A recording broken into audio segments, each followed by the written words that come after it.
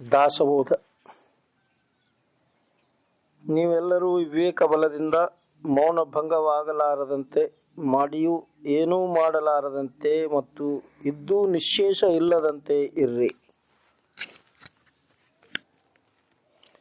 ನಿರ್ಗುಣ ದೇವನನ್ನು ತಾನು ಯಾರೆಂಬುದನ್ನು ಮತ್ತು ತನ್ನ ಹಾಗೂ ಆ ದೇವನ ಏಕತ್ವವನ್ನು ತಿಳಿದನೆಂದರೆ ಮುಕ್ತನಾಗುತ್ತಾನೆ.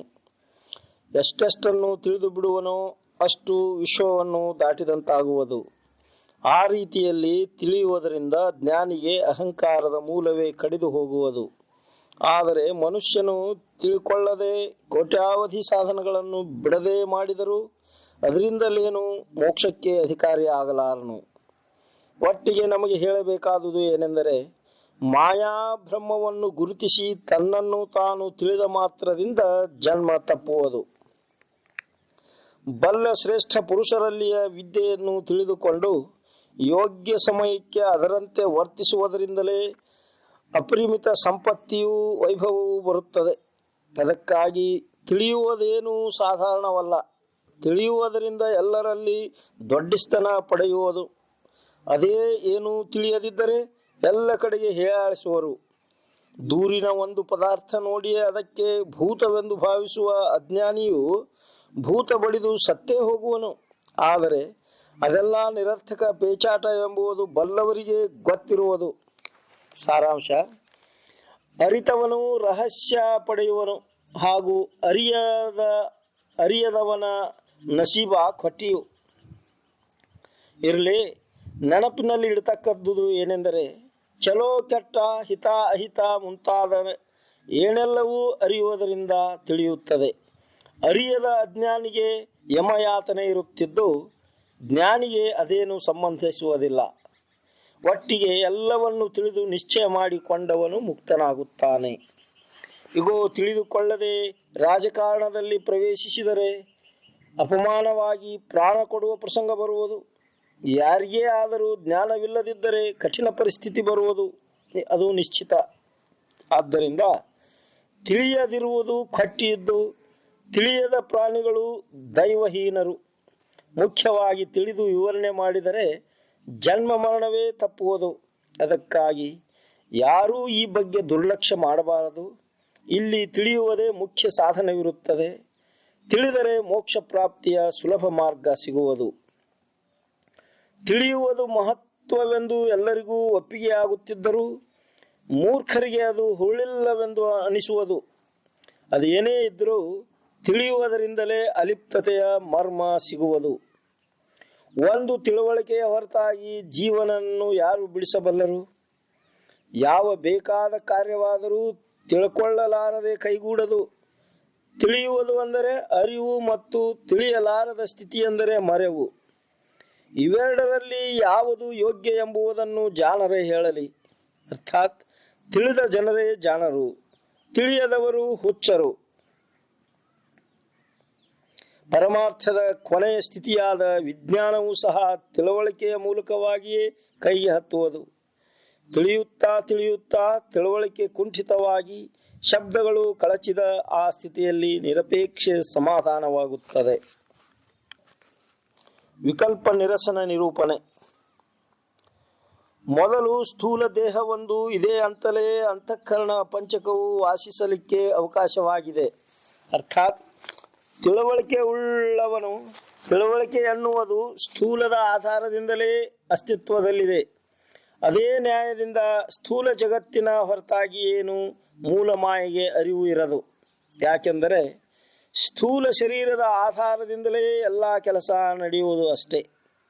ಆ ಸ್ಥೂಲವೇ ನಿರ್ಮಾಣವಾಗಿರದಿದ್ದರೆ ಅಂತಃಕರಣವು ಇರುವುದಾದರೂ ಎಲ್ಲಿ ಎಂದು ಶ್ರೋತ್ರಾರರು ಪ್ರಶ್ನೆ ಮಾಡಿದರು. ಇದರ ಉತ್ತರವನ್ನು ಕೇಳಿರಿ.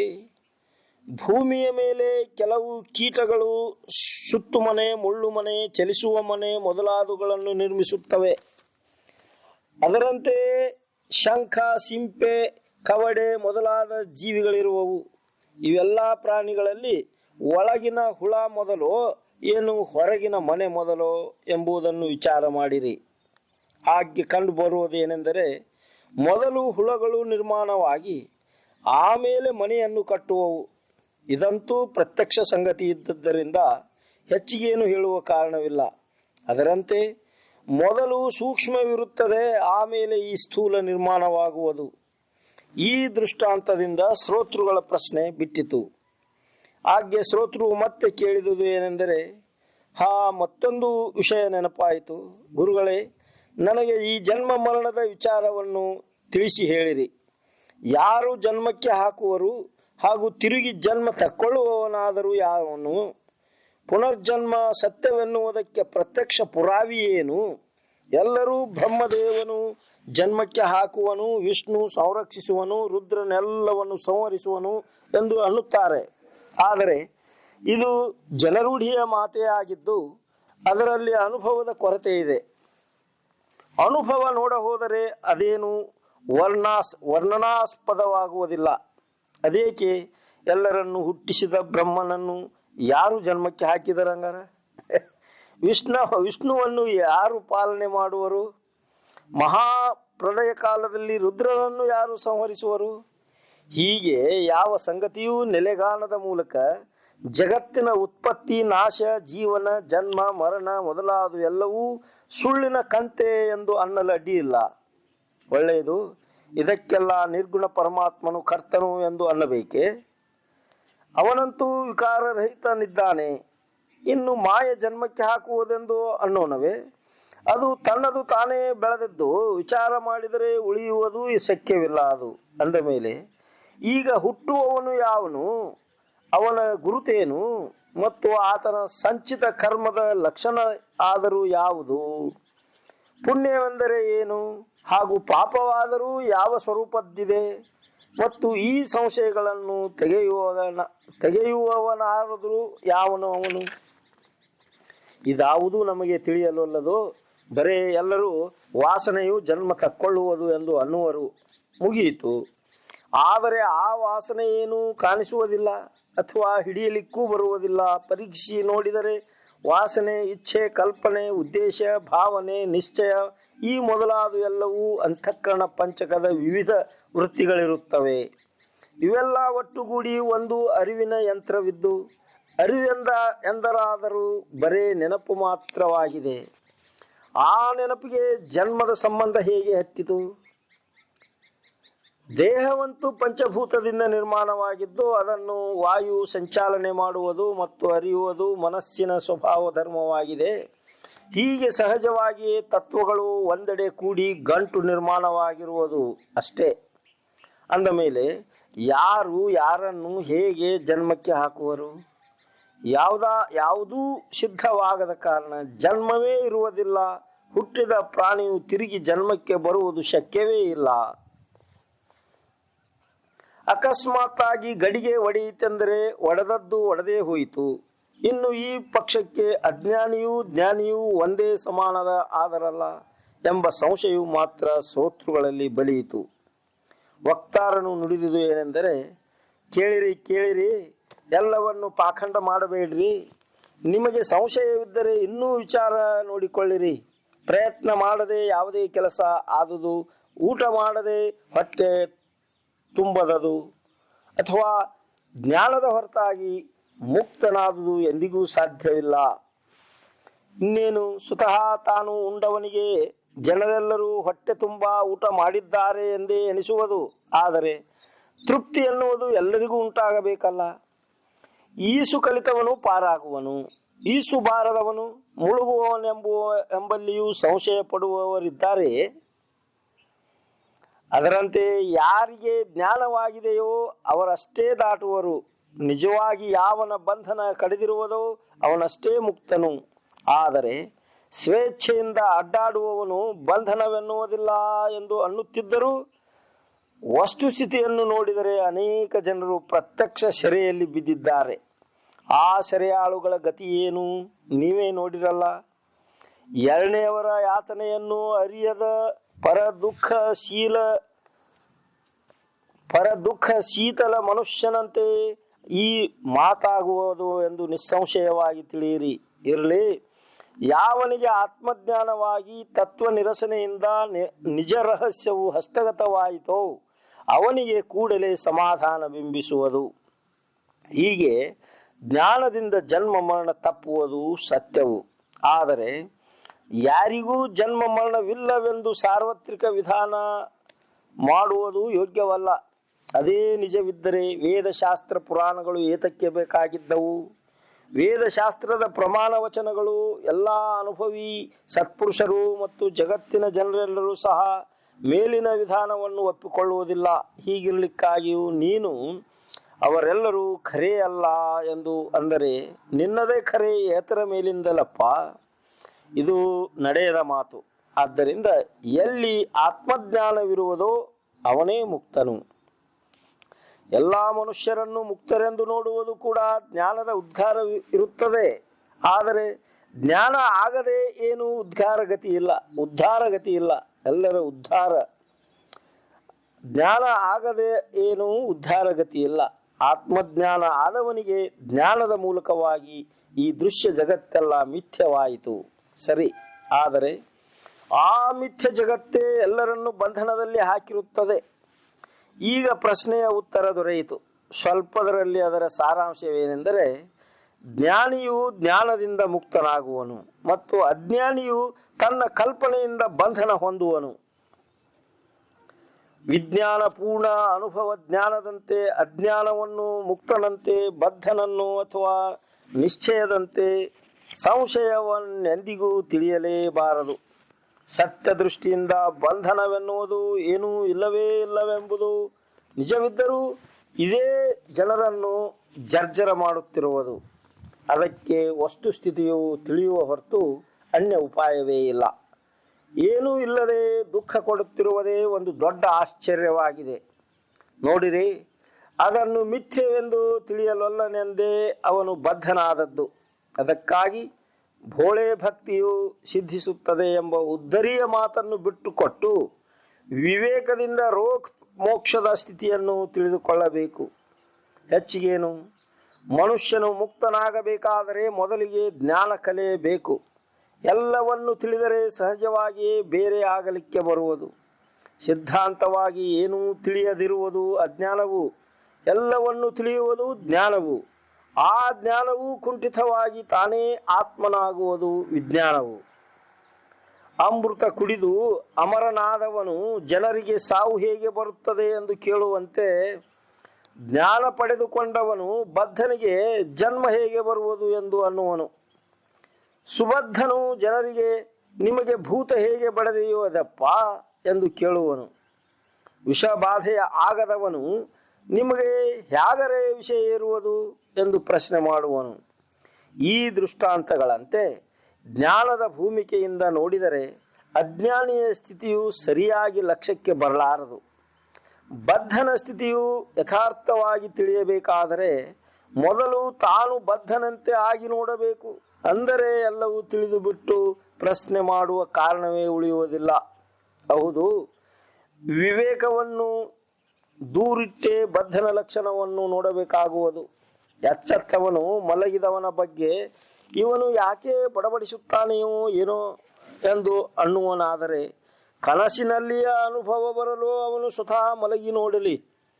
ಒಟ್ಟಿನಲ್ಲಿ ಜ್ಞಾನಿಯ ಮನಸ್ಸು ಬದ್ಧನ ಹಾಗೆ ತೊಡಕಿಕೊಳ್ಳದೆ ನಿರಾಳವಾಗಿರುವುದರಿಂದ ಉಂಡವನಿಗೆ ಹಸಿದವನ ಅನುಭವ ಬರಲಾರದಂತೆ ಆಗಿದೆ.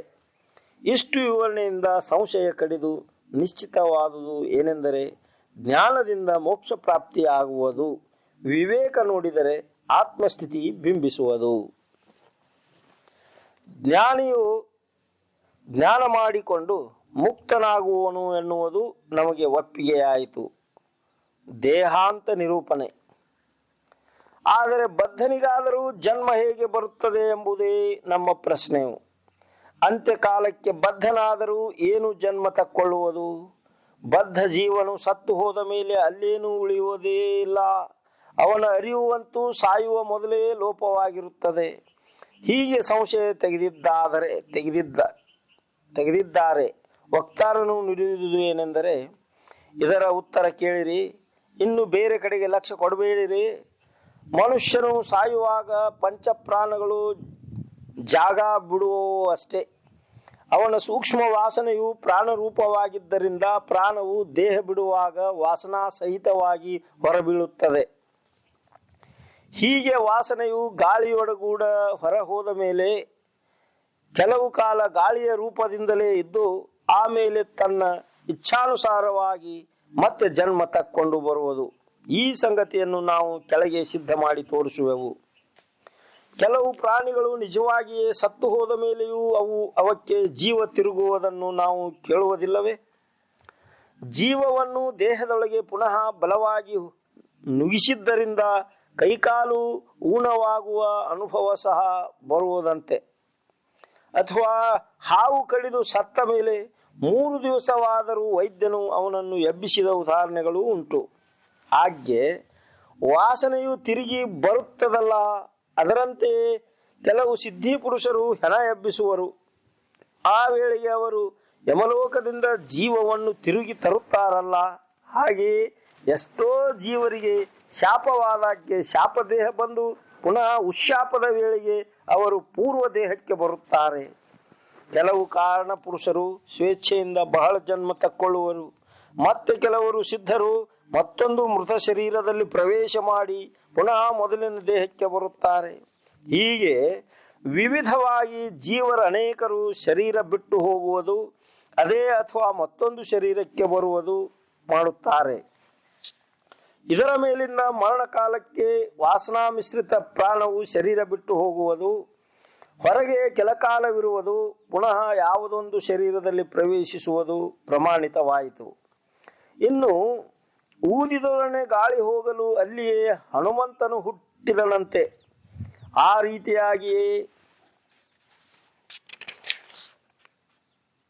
ವಾಯುರೂಪದಿಂದ ಇದ್ದ ವಾಸನೆಗೆ ಜನ್ಮವಿರುತ್ತದೆ. ಮನಸ್ಸಿನ ವಿವಿಧ ಕಲ್ಪನೆಗಳಲ್ಲಿ ಸೂಕ್ಷ್ಮ ಹಾಗೂ ದೃಢ ಕಲ್ಪನೆಯಾದ ವಾಸನೆಯು ಜನ್ಮ ತಕ್ಕೊಳ್ಳುವುದು. ಆ ವಾಸನೆ ಏನೋ ಕಾಣುವುದಿಲ್ಲವಾದರೂ ಅದು ಇರುವುದು ನಿಶ್ಚಿತವು. ಒಳ್ಳೆಯದು. ವಾಸನೆ ಅಂದರೆ ಏನೆಂಬುದನ್ನು ಪರೀಕ್ಷಿಸಿದರೆ ಅದು ಇಚ್ಛಾರೂಪ ಅರಿವಾಗಿದೆ ಎಂದು ಕಂಡುಬರುವುದು. ಮತ್ತು ಅರಿವಂತೂ ಮೊಟ್ಟ ಮೊದಲಿನ ಮೂಲ ಸೂತ್ರವಿರುತ್ತದೆ. ಅದು ಕಾರಣರೂಪದಿಂದ ಮೂಲ ಮಾಯೆಯಲ್ಲಿ ಕೂಡಿರುವುದು. ಅರ್ಥಾತ್ ಜ್ಞಾನವು ಕಾರಣರೂಪದಿಂದ ಬ್ರಹ್ಮಾಂಡದಲ್ಲಿಯೂ ಕಾರ್ಯರೂಪದಿಂದ ಪಿಂಡದಲ್ಲಿಯೂ ವಾಸಿಸಿದೆ. ಈ ಸಂಗತಿಯು ಬೇಗನೆ ಲಕ್ಷ್ಯಕ್ಕೆ ಬರುವುದಿಲ್ಲವಾದರೂ ವಾಯುವಿನಂತೆ ಅರಿವಾದರೂ ಸೂಕ್ಷ್ಮ ರೂಪದಿಂದ ಇರುತ್ತದೆ. ಎಲ್ಲ ದೇವತೆಗಳು ಭೂತಗಳು ವಾಯುರೂಪರೇ ಆಗಿರುವವರಲ್ಲದೆ ವಾಯುವಿನಲ್ಲಿ ಇನ್ನೂ ಅನೇಕ ವಿಕಾರಗಳಿದ್ದರೂ ಅದು ಕಾಣಿಸುವುದಿಲ್ಲ. ಅದರಂತೆಯೇ ವಾಸನೆಯ ಅರಿವು ಬಹಳ ಸೂಕ್ಷ್ಮವಿರುತ್ತದೆ. ವಾಯುವಿನಲ್ಲಿ ಪಂಚಭೂತಗಳು ತ್ರಿಗುಣಗಳು ಕೂಡಿಕೊಂಡಿದ್ದು ಅದು ಸ್ಥೂಲವಾಗಿ ಲಕ್ಷ್ಯಕ್ಕೆ ಬರುವುದಿಲ್ಲವೆಂದು ಸುಳ್ಳು ಅನ್ನಬಹುದೇ? ಸಹಜವಾಗಿ ಗಾಳಿ ಬೀಸಿತೆಂದರೆ ಸುವಾಸ ಕುವಾಸಗಳು ತಿಳಿದು ಬರುವವು. ಮನುಷ್ಯರಿಗೆ ಶೆಕೆಯಿಂದ ಸಂಕಟವಾಗುತ್ತಿದ್ದರೆ ಗಾಳಿಯಿಂದ ತಣ್ಣಗಾಗಿ ಶಾಂತರಾಗುವರು. ಗಾಳಿಯಿಂದಲೇ ಮೋಡ ಚಲಿಸುವವು, ಗಾಳಿಯಿಂದಲೇ ನಕ್ಷತ್ರಗಳು ಗತಿ ಹೊಂದುವವು. ಅಷ್ಟೇಕೆ ಸೃಷ್ಟಿ ಎಲ್ಲದರ ಚಲನೆಗೆ ಒಂದು ವಾಯುವೇ ಕಾರಣವಿರುತ್ತದೆ. ಅಲ್ಲದೆ ದೇವತೆಗಳು ಹಾಗೂ ಭೂತಗಳು ವಾಯುರೂಪದಿಂದ ಒಮ್ಮೆಲೆ ಮೈಯಲ್ಲಿ ಬರುವವು. ಪ್ರಯೋಗ ಮಾಡುವುದರಿಂದ ದೆವ್ವಗಳು ಜಾಗೃತವಾಗುವವು ಮತ್ತು ದೇವತೆಗಳು ಮೈತುಂಬಿ ಹೇಳಿಕೆ ಮಾಡುವುದರಿಂದ ಬ್ರಹ್ಮ ಸಂಬಂಧ ಹೋಗುವವು. ಹುಗಿದಿಟ್ಟ ಗಂಟು ಸಿಗುವವು ಹಾಗೂ ಎಷ್ಟೋ ಸಂಕಟಗಳು ಬಯಲಾಗುವವು. ಗಾಳಿಯು ಬೇರೆಯಾಗಿ ಮಾತಾಡದಿದ್ದರೂ ದೇಹದಲ್ಲಿ ಹೊಕ್ಕು ತೂಗಾಡುವವು. ಎಷ್ಟೋ ಪ್ರಾಣಿಗಳು ಸೇಡಿನಿಂದ ಅಲ್ಲಿಯೇ ಜನ್ಮಕ್ಕೆ ಬಂದ ಉದಾಹರಣೆಗಳೂ ಉಂಟು. ಸಾರಾಂಶ: ವಾಯುವಿನ ವಿಕಾರದ ವಿಸ್ತಾರವು ತಿಳಿಯದು. ಚರಾಚರದ ಸ್ಥಿತಿಗತಿ ಎಲ್ಲವೂ ವಾಯುವಿನ ಮೂಲಕವಾಗಿಯೇ ಇರುತ್ತದೆ. ಸ್ತಬ್ಧವಿದ್ದ ವಾಯುವು ಸೃಷ್ಟಿಯ ಧಾರಣೆ ಮಾಡಿದೆ ಹಾಗೂ ಚಂಚಲವಾದ ವಾಯುವು ಸೃಷ್ಟಿಯ ಕಾರ್ಯ ಮಾಡುತ್ತದೆ. ಇದು ಸರಿಯಾಗಿ ತಿಳಿಯದಿದ್ದರೆ ವಿಚಾರಕ್ಕೆ ಅಣಿಯಾಗಿರಿ, ಅಂದರೆ ತಿಳಿಯುವುದು. ಒಟ್ಟಿಗೆ ಮೊದಲಿಂದ ಕೊನೆಯವರೆಗೂ ವಾಯುವೇ ಏನೆಲ್ಲವನ್ನು ಮಾಡುವುದು. ವಾಯುವಿನ ಹೊರತಾಗಿ ಕರ್ತೃತ್ವವೆಲ್ಲಿರುವುದು ಎಂಬುದನ್ನು ಜಾಣರು ನಮಗೆ ತೋರಿಸಿಕೊಡಲಿ. ಈಗ ಮೂಲ ಮಾಯೆಯು ಅರಿವು ರೂಪವಾಗಿದ್ದು ಜಗತ್ತಿನಲ್ಲಿಯ ಅರಿವು ತನ್ನ ಮೂಲ ಸ್ಥಾನಕ್ಕೆ ಹೋಗುವುದು. ಹೀಗೆ ಅರಿವು ಕೆಲವು ಕಡೆ ಹಾಗೂ ಕೆಲವು ಕಡೆಗೆ ಗುಪ್ತವಾಗಿ ಇರುತ್ತಿರುವುದು. ನೀರು ಹೇಗೆ ಕೆಲವೆಡೆ ಹೊರಗೆ ಪುಟಿಯುವುದು ಇಲ್ಲವೇ ಬತ್ತುವುದು ಹಾಗೂ ಮತ್ತೆ ತಿರುಗಿ ಭೂಮಿಯ ಮೇಲೆ ಪ್ರವಾಹ ರೂಪದಿಂದ ಹರಿಯುವುದು, ಅದರಂತೆ ಈ ವಾಯುವಿನಲ್ಲಿಯ ಅರಿವಿನ ರೀತಿ ಇರುವುದು. ಇದು ಯಾವಾಗಲೂ ಪ್ರಕಟ ಗುಪ್ತ ಆಗುತ್ತಿರುವುದು. ಕೆಲವು ಕಡೆಗೆ ವಾಯುವ ಅರಿವನ್ನು ಕೂಡಿಕೊಂಡು ವಿಕಾರ ಮಾಡುವುದು ಮತ್ತು ಕೆಲವೆಡೆ ಬರೀ ಗಾಳಿಯಷ್ಟೇ ಬೀಸುತ್ತಿರುವುದು. ವಾಯುವಿನ ವಿಕಾರಿ ಸ್ವಭಾವವನ್ನೇನು ವರ್ಣಿಸುವುದು? ದುಷ್ಟ ಗಾಳಿಯು ಮೈಮೇಲಿಂದ ಹಾಯಲು ಕೈಕಾಲು ಒಣಗುವವು, ಕೆಟ್ಟ ಗಾಳಿಯಿಂದ ಬಂದ ಬೆಳೆ ಒಣಗುತ್ತವೆ. ಅದರಂತೆ ಅನೇಕ ರೋಗದ ಗಾಳಿಗಳು ಜಗತ್ತಿನಲ್ಲಿ ಪೀಡೆ ಮಾಡುವವು. ಆಕಾಶದಲ್ಲಿ ಸಿಡಿಲು ಖಡಖಡ ಎಂದು ಭಯಂಕರ ಸಪ್ಪಳ ಮಾಡುವುದಾದರೂ ಗಾಳಿಯಿಂದಲೇ, ಅಲ್ಲದೆ ವಾಯುವಿನಿಂದಲೇ ಬೇರೆ ಬೇರೆ ರಾಗಗಳ ಸ್ವರ ಜ್ಞಾನವಾಗುವುದು. ರಾಗಗಳಲ್ಲಿ ದೀಪ ಹತ್ತುವಿಕೆ, ಮೋಡಗವಿದು ಮಳೆಯಾಗುವಿಕೆ ಈ ಮುಂತಾದ ಚಮತ್ಕಾರಗಳೂ ಉಂಟು. ಉಫ್ ಎಂದು ಗಾಳಿ ಊದಿದರೆ ಈ ಎಚ್ಚರ ತಪ್ಪುವುದು, ಗಾಯ ಮಾಯುವವು. ಗಾಳಿಯಿಂದಲೇ ಎಲ್ಲಾ ಮಂತ್ರಗಳ ಗತಿ ಇರುವುದು. ಮಂತ್ರದಿಂದ ದೇವತೆಗಳು ಪ್ರಕಟರಾಗುವರು, ಮಂತ್ರದಿಂದ ಭೂತಗಳು ನಷ್ಟವಾಗುವವು ಮತ್ತು ಮಂತ್ರ ಶಕ್ತಿಯಿಂದಲೇ ಕಣ್ಕಟ್ಟು ಮೋಹಿನಿ ಮಾಡುವರು. ರಾಕ್ಷಸರ ಸ್ತಂಭನ ಮೋಹನಾಧಿಕ ಆಶ್ಚರ್ಯಕಾರಕ ಮಾಯಾ ರಚನೆಯು ದೇವತೆಗಳಿಗೂ ತಿಳಿಯದು. ಆ ವಿದ್ಯೆಗಳಿಂದ ನೆಟ್ಟಗಿದ್ದವನನ್ನೇ ಹುಚ್ಚನನ್ನಾಗಿ ಹಾಗೂ ಹುಚ್ಚನನ್ನೇ ಜಾಣನಾಗಿ ಮಾಡುವ ಮುಂತಾದ ವಿಕಾರಗಳನ್ನು ಎಷ್ಟೆಂತರ ಹೇಳೋಣ. ಇರಲಿ, ಮಂತ್ರದಲ್ಲಿ ದೇವತೆಗಳ ಯುದ್ಧ ಶಕ್ತಿ ಇರುವುದು, ಮಂತ್ರದಲ್ಲಿ ಋಷಿಗಳ ಪ್ರೇರಣೆ ಇರುವುದು. ಇಂತಹ ಮಂತ್ರ ಶಕ್ತಿಯ ಮಹಿಮೆಯನ್ನು ಯಾರು ಬಲ್ಲರು? ಮಂತ್ರದಿಂದ ಪಕ್ಷಿಗಳನ್ನು ಹಿಡಿಯುವರು, ಮಂತ್ರದಿಂದ ಹಿಂಸ್ರ ಪಶುಗಳನ್ನು ಬಂಧಿಸುವರು, ಮಂತ್ರದಿಂದಲೇ ದೊಡ್ಡ ಹಾವುಗಳನ್ನು ನಿಲ್ಲಿಸುವರು ಮತ್ತು ನಿಧಿಯನ್ನಾದರೂ ವಶಪಡಿಸಿಕೊಳ್ಳುವರು. ಗಾಳಿಯಲ್ಲಿ ಮೇಲೆ ವರ್ಣಿಸಿದ ಅನೇಕ ಶಕ್ತಿಗಳಿರುವಂತೆ ವಾಸನೆಯಾದರೂ ಅದರಲ್ಲಿರುತ್ತವೆ ಎಂದು ತಿಳಿಯಿರಿ. ಇಲ್ಲಿಗೆ ಪ್ರಶ್ನೆ ವಿವೇಚನೆಯಾಗಿ ಬದ್ಧನ ಜನ್ಮವು ಪ್ರತೀತಿಗೆ ಬಂದಿತು ಹಾಗೂ ಶ್ರೋತೃಗಳ ಹಿಂದಿನ ಪ್ರಶ್ನೆಯು ಬಿಟ್ಟಿತು. ಸ್ಥಿತಿ ನಿರೂಪಣೆ. ಗುಡಿಯಲ್ಲಿ ಪರಮೇಶ್ವರನಿರುವನು ಮತ್ತು ಗುಡಿಯ ಶಿಖರದ ಮೇಲೆ ಕಾಗೆ ಕುಳಿತಿರುವುದು ಅಂದರೆ ಏನು? ಆ ಕಾಗೆಯು ಆ ದೇವರಿಗಿಂತ ಹೆಚ್ಚಿನದಾಯಿತೆ. ಅರಮನೆಯಲ್ಲಿ ಸಭೆ ಕೂಡಿರುವುದು ಮತ್ತು ಮಂಗವು ಅರಮನೆಯ ಎತ್ತರದ ಕಂಬದ ಮೇಲೇರಿ ಕುಳಿತಿರುವುದು ಅಂದ ಮಾತ್ರಕ್ಕೆ ಆ ಮಂಗವು ಸಭಾಸದರಿಗಿಂತ ಶ್ರೇಷ್ಠವಾಯಿತೆ.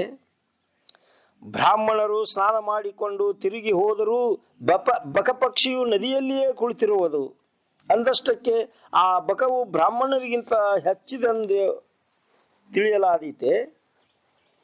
ಬ್ರಾಹ್ಮಣರಲ್ಲಿ ಕೆಲವರು ನಿಯಮಿತರು, ಕೆಲವರು ಮನಸೋಕ್ತರೂ ಇರುತ್ತಾರೆ. ಆದರೆ ನಾಯಿಯು ಯಾವಾಗಲೂ ಧ್ಯಾನಮಗ್ನವಾದಂತೆ ಕುಳಿತಿರುವುದು ಅಷ್ಟು ಮಾತ್ರಕ್ಕೆ ಅದು ಹೆಚ್ಚಿನದಾಯಿತೆ.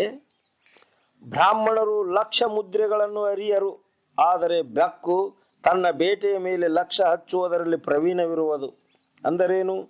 ಅದಕ್ಕೆ ಬ್ರಾಹ್ಮಣರಿಗಿಂತಲೂ ಮಹತ್ವದು ಎಂದು ಅನ್ನಬಹುದೇ? ಬ್ರಾಹ್ಮಣರು ಇದು ಪವಿತ್ರ ಇದು ಅಪವಿತ್ರವೆಂದು ಭೇದ ಭಾವ ನೋಡುವರು. ಆದರೆ ನೊಣವು ಮಲಿನ ನಿರ್ಮಲ ಎಲ್ಲಕ್ಕೂ ಸರಿ ಸಮಾನವಾಗಿ ವರ್ತಿಸುವುದು. ಅಷ್ಟರಿಂದಲೇನು ನೊಣಕ್ಕೆ ಜ್ಞಾನಬೋಧವಾದಂತಾಗಲಿಲ್ಲ. ಒಬ್ಬ ನೀಚ ಮನುಷ್ಯನು ಒಳ್ಳೆಯ ನಯವಾದ ಬಟ್ಟೆ ಧರಿಸಿದ್ದರೂ ಹಾಗೂ ಮಹಾತ್ಮನು ಅರಬತ್ತಲೇ ಇದ್ದರೂ ಅವರಿಬ್ಬರಲ್ಲಿ ಯಾರು ಶ್ರೇಷ್ಠರೆಂಬುದು ಪರೀಕ್ಷಕರಿಗೆ ಆಗಲೇ ಗೊತ್ತಾಗುವುದು. ಸಾರಾಂಶ: ಮೇಲಿನಿಂದ ಮಾಡುವ ಬಾಹ್ಯಾತ್ಕಾರವೆಲ್ಲ ಬರೇ ಲೋಕಭ್ರಮೆಯಾಗಿದ್ದು ಮುಖ್ಯವಾಗಿ ಒಂದು ಅಂತರ್ನಿಷ್ಠೆಯ ಅವಶ್ಯಕತೆ ಇರುತ್ತದೆ. ಬರೇ ಲೌಕಿಕವನ್ನು ಮಾತ್ರ ಚೆನ್ನಾಗಿ ಸಂಪಾದಿಸಿ ಒಳಗೆ ಎಚ್ಚರ ಆಗದೆ ಪರಮಾತ್ಮನಿಗೆ ಎರವಾಗುವವನು ಆತ್ಮಘಾತಿಯೇ ಸರಿ. ದೇವರನ್ನು ಭಜಿಸಿದರೆ ದೇವಲೋಕ ಪ್ರಾಪ್ತವಾಗುವುದು, ಪಿತೃಗಳನ್ನು ಭಜಿಸಿದರೆ ಪಿತೃಲೋಕ ಪ್ರಾಪ್ತವಾಗುವುದು ಮತ್ತು ಭೂತಗಳನ್ನು ಭಜಿಸಿದರೆ ಭೂತಲೋಕ ಸಿಗುವುದು. ಮನುಷ್ಯರು ದೇವ ಪಿತ್ರಾದಿಗಳಲ್ಲಿ ಯಾರನ್ನು ಭಜಿಸುವರೋ ಆಯಾಯ ಲೋಕಗಳಿಗೆ ಹೋಗುವರು ಮತ್ತು ನಿರ್ಗುಣವನ್ನು ಭಜಿಸಿದರೆ ಸ್ವತಃ ನಿರ್ಗುಣವೇ ಆಗುವರು. ನಿರ್ಗುಣದ ಭಜನೆ ಹೇಗೆಂದರೆ ನಿರ್ಗುಣ ಸ್ವರೂಪದಲ್ಲಿ ಅನನ್ಯವಿರುವುದೇ. ನಿರ್ಗುಣದಲ್ಲಿ ಅನನ್ಯವಾಗಿದ್ದರೆ ನಿಶ್ಚಯವಾಗಿ ಧನ್ಯನಾಗುವನು. ಏನೆಲ್ಲವೂ ಮಾಡಿದುದರ ಸಾರ್ಥಕತೆಯು ಒಬ್ಬ ದೇವರನ್ನು ಗುರುತಿಸುವುದರಲ್ಲಿ ಹಾಗೂ ತನ್ನನ್ನು ಅರಿಯುವುದರಲ್ಲಿ ಕೈಗೂಡುತ್ತದೆ. ಹಾಗೆ ಅರಿತರೆ ದೇವರು ನಿರಾಕಾರನೆಂದು ಅಹಂಕಾರವು ಖಟ್ಟಿ ಎಂದು ತಿಳಿದು ಬಂದು ತಾನೇ ಆತ್ಮದೇವನು ಇರುವುದಾಗಿ ನಿಶ್ಚಯ ಬಿಂಬಿಸಿ ಬಿಡುವುದು.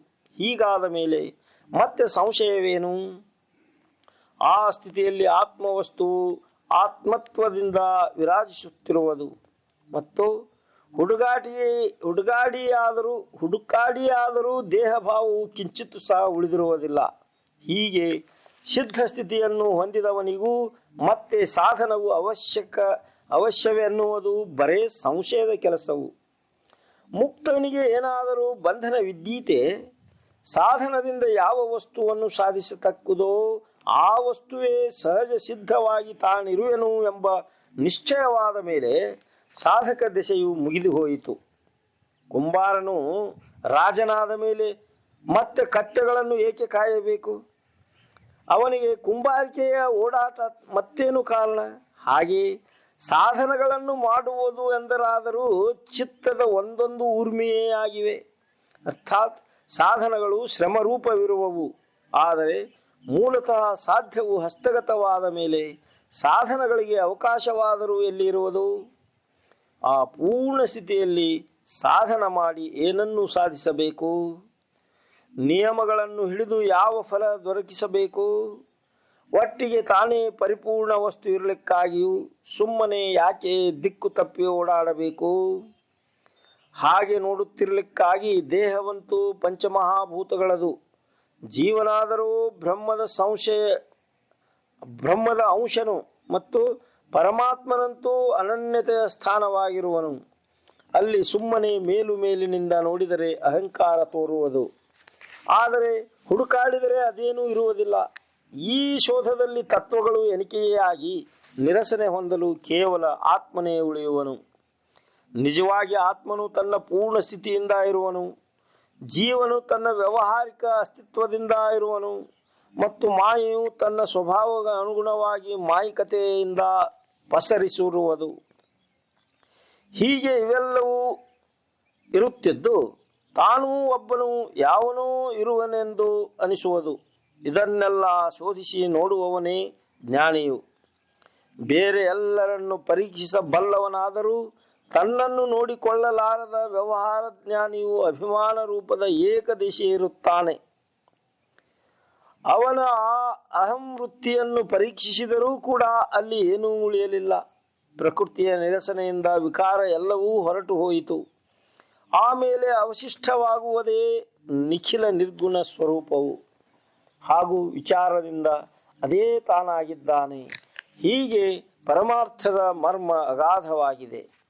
ಈ ಜ್ಞಾನದಲ್ಲಿ ತಾನೊಂದು ಬೇರೆ ಫಲವೊಂದು ಬೇರೆ ಎಂಬ ವಿಚಾರವಿರುವುದಿಲ್ಲ. ಆದರೆ ಅಲ್ಲಿ ತಾನೇ ಫಲದ ಆಗಿರುತ್ತದೆ. ಹೀಗಿದ್ದ ಮೇಲೆ ಮತ್ತೆ ಸಾಧನಗಳದೇನು ಅವಶ್ಯಕತೆ? ಸೇವಕನಿದ್ದವನು ಅರಸನಾದನು ಹಾಗೂ ಎಲ್ಲ ರೀತಿಯಿಂದಲೂ ಅರಸೊತ್ತಿಗೆ ಸುಖ ಸಿಕ್ಕಿತು. ಆಮೇಲೆ ಸೇವಕತನದ ಗದ್ದಲ ಅವನಿಗೇಕೆ? ಬೇಕಾದರೆ ಅರಸೊತ್ತಿಗೆ ಪಡೆಯದ ಸೇವಕರು ಹಾಗೆ ಗದ್ದಲ ಮಾಡಲಿ. ಅಷ್ಟೇಕೆ ಸಾರಾಸಾರ ವಿಚಾರ ಮಾಡಿ ವೇದಶಾಸ್ತ್ರ ಪುರಾಣಗಳು ಅನೇಕ ಸಾಧನ ನಿರೂಪಣೆಗಳು ಯೋಗೀಶ್ವರರು ಮತ್ತು ಸಾಧುಗಳು ಯಾವ ವಸ್ತುವಿನ ಸಲುವಾಗಿ ಶ್ರಮ ಪಡುತ್ತಿರುವರೋ ಆ ಪರಬ್ರಹ್ಮವೇ ಸ್ವಯಂ ತಾನಾದ ಮೇಲೆ ಮಾಡುವುದು ಬಿಡುವುದು ಎಲ್ಲವೂ ನಿಷ್ಪ್ರಯೋಜಕವಿರುತ್ತದೆ. ಅಲ್ಲಿ ಅದೇನೊಂದೂ ಇರುವುದಿಲ್ಲ.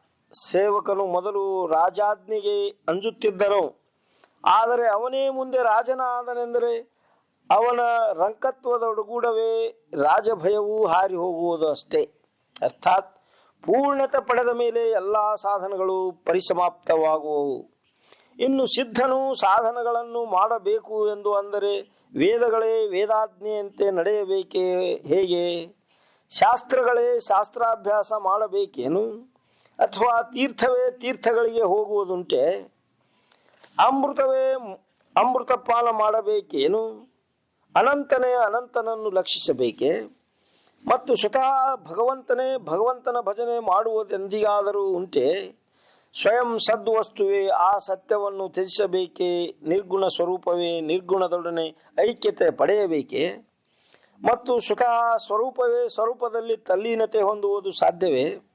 ಸ್ವಯಂ ಸಿದ್ಧ ಅಂಜನವೇ ಕಣ್ಣಲ್ಲಿ ಅಂಜನ ಹಾಕಿಕೊಳ್ಳಬೇಕೇನು? ಧನವೇ ಧನ ಸಂಪಾದನೆ ಮಾಡಬೇಕೆ? ನಿರಂಜನ ವಸ್ತುವೇ ನಿರಂಜನವನ್ನು ಅನುಭವಿಸುವ ಬಗೆ ಏನು? ಒಟ್ಟಿಗೆ ಸಾಧ್ಯ ವಸ್ತುವೇ ಸಾಧನವನ್ನು ಹೇಗೆ ಆಸವೋ, ಧ್ಯೇಯ ಸ್ವರೂಪವೇ ಧ್ಯಾನ ಮಾಡುವುದು ಹೇಗೆ ಸಾಧ್ಯವು? ಮತ್ತು ಸ್ವತಃ ಉನ್ಮನಿ ಸ್ಥಿತಿಯೇ ಮನವನ್ನು ಆವರಿಸುವ ಶಕ್ಯತೆ ಏನು?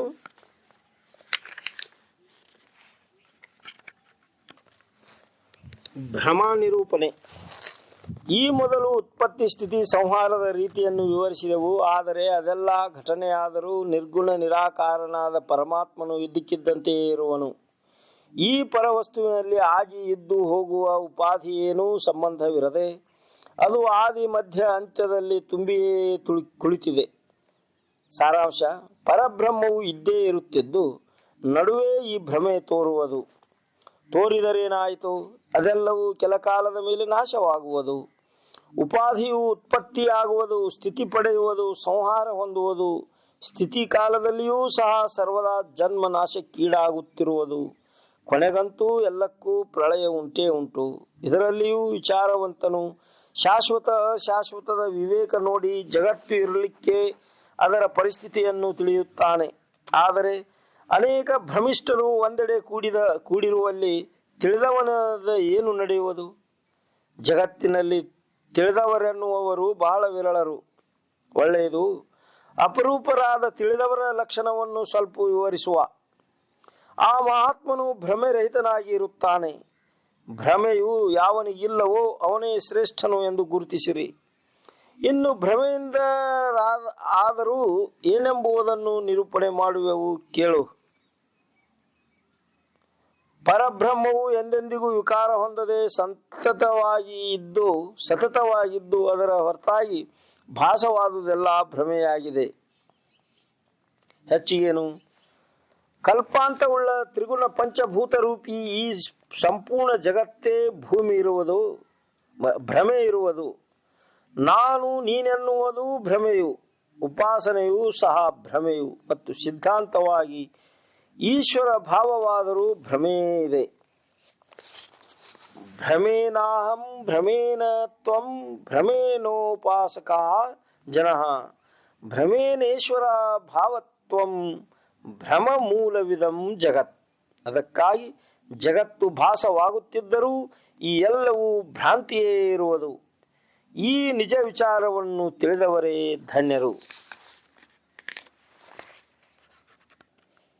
ಹೆಸರುಗಳು ಬಹಳ ಇರುವುದಾದರೂ ಜಗತ್ತಿಗೆ ಪ್ರಕಾಶಕವಾದ ತತ್ವವು ಒಂದೇ ಇರುವುದು. ಅದು ಎಲ್ಲರಲ್ಲಿಯ ಅಂತರಾತ್ಮನೇ ಎಂಬುದನ್ನು ಬಲ್ಲವರು ತಿಳಿದಿರುವರು. ಇಲ್ಲಿ ಬಹಳ ಗುಲ್ಲು ಮಾಡುವುದೇನು ಕಾರಣವಿಲ್ಲ. ಒಂದು ಚಂಚಲ ಇರುವುದು, ಮತ್ತೊಂದು ನಿಶ್ಚಲ ಇರುವುದು. ಅವುಗಳಲ್ಲಿ ಶಾಶ್ವತ ಯಾವುದು ಎಂಬುದನ್ನು ಜ್ಞಾನದಿಂದ ಗುರುತಿಸಬೇಕು. ಅಸಾರದ ತ್ಯಾಗ ಮಾಡಿ ಸಾರ ವಸ್ತುವನ್ನು ತಕ್ಕೊಳ್ಳಲಿಕ್ಕೆಂದೇ ಸಾರಾಸಾರ ವಿಚಾರ ಮಾಡುವುದು ಅಷ್ಟೇ. ಜ್ಞಾನಿಗಳು ಯಾವಾಗಲೂ ಹೀಗೆ ಶಾಶ್ವತ ಅಶಾಶ್ವತವನ್ನು ನೋಡುವರು. ಎಲ್ಲಿ ಜ್ಞಾನವೇ ವಿಜ್ಞಾನ ದಶೆಗೆ ಮುಟ್ಟುವುದೋ ಹಾಗೂ ಮನವೇ ಉನ್ಮನಿ ಸ್ಥಿತಿಯನ್ನು ಹೊಂದುವುದೋ ಆ ಪೂರ್ಣ ಸ್ಥಿತಿಯಲ್ಲಿ ಆತ್ಮನಿಗೆ ಚಂಚಲತೆ ಎಲ್ಲಿಯದು ಇದ್ದೀತು. ಇದೇನು ಬರೇ ಹೇಳಿಕೆಯ ಕೇಳಿಕೆಯ ಕೆಲಸವಲ್ಲ, ತನ್ನ ಸ್ವಂತ ಅನುಭವದಿಂದ ತಿಳಿಯಲತಕ್ಕದ್ದಾಗಿದೆ. ಆದರೆ ಅನುಭವವಿಲ್ಲದೆ ದಣಿಯುವುದು ಪಾಪವೇ ಸೈ. ಸತ್ಯದಷ್ಟು ಪುಣ್ಯವಿಲ್ಲ, ಅಸತ್ಯದಷ್ಟು ಪಾಪವಿಲ್ಲ ಅಷ್ಟೇ. ಆದರೆ ಅದರ ಅನುಭವ ಹೊಂದದೆ ಸಮಾಧಾನ ಎಲ್ಲಿಯೂ ಸಿಗಲಾರದು. ಸತ್ಯವೆಂದರೆ ಸ್ವರೂಪವು ಮತ್ತು ಅಸತ್ಯವೆಂದರೆ ಮಾಯೆಯು. ಇದು ಸಿದ್ಧಾಂತವಿರುತ್ತದೆ. ಇಲ್ಲಿ ನಾವು ಪಾಪ ಪುಣ್ಯದ ನಿಜಸ್ಥಿತಿಯನ್ನು ನಿರೂಪಿಸಿದೆವು. ಸಾರಾಸಾರ ವಿವೇಕದಿಂದ ದೃಶ್ಯರೂಪಿ ಪಾಪಗಳ ಅಳಿದು ಪುಣ್ಯ ಸ್ವರೂಪವಾದ ಪರಬ್ರಹ್ಮ ಉಳಿಯಿತು. ಹಾಗೂ ಸಾಧಕನು ಅದೇ ತಾನಾಗಲು ಏನೂ ಅನ್ನಲಿಕ್ಕೆ ಬಾರದಂತಾಯಿತು. ತಾನು ದೇಹದ ಸಂಬಂಧವೇ ಇಲ್ಲದ ಸ್ವತಃ ಸಿದ್ಧ ವಸ್ತು ಇರುತ್ತಿರಲು ಪಾಪದ ರಾಶಿಗಳು ಸುಟ್ಟು ಹೋದವು. ಹಾಗಲ್ಲದೆ ಬ್ರಹ್ಮಜ್ಞಾನವನ್ನುಳಿದ ಯಾವ ಯಾವ ಸಾಧನಗಳು ಇವೆಯೋ ಅವೆಲ್ಲ ಒಣದನು ಇರುತ್ತವೆ. ಆ ಬಾಹ್ಯ ಸಾಧನಗಳಿಂದ ದೋಷಗಳೆಲ್ಲ ಹೇಗೆ ತೊಳೆದು ಹೋದಾವು? ಮೂಲತಃ ಶರೀರವು ಪಾಪದಿಂದಲೇ ನಿರ್ಮಾಣವಾಗಿರುವುದು ಮತ್ತು ಆಮೇಲೆಯೂ ಶರೀರದಿಂದ ಪಾಪವೇ ಘಟಿಸುವುದು.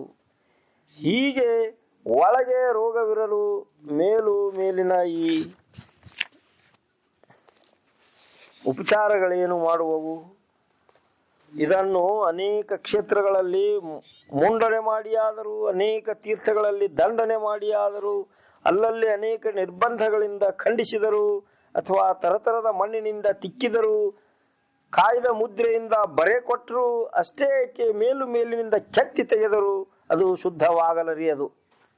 ಶುದ್ಧೀಕರಣಕ್ಕೆಂದು ಸಗಣಿಯ ಗುಳಿಗೆಗಳನ್ನು ನುಂಗಿದನು, ಮಗಿಗಟ್ಲೆ ಗೋಮೂತ್ರ ಕುಡಿದನು, ಬಹಳಷ್ಟು ತುಳಸಿ ಮಾಲೆ, ರುದ್ರಾಕ್ಷಿ, ಕಾಷ್ಟಮಣಿಗಳನ್ನು ಹಾಕಿಕೊಂಡನು. ಆದರೆ ಮೇಲೆ ಬೇಕಾದಷ್ಟು ಸೋಗು ಮಾಡಿದರು, ಒಳಗೆ ತುಂಬಿರುವ ದೋಷಗಳು ಹೇಗೆ ನಾಶವಾದವು?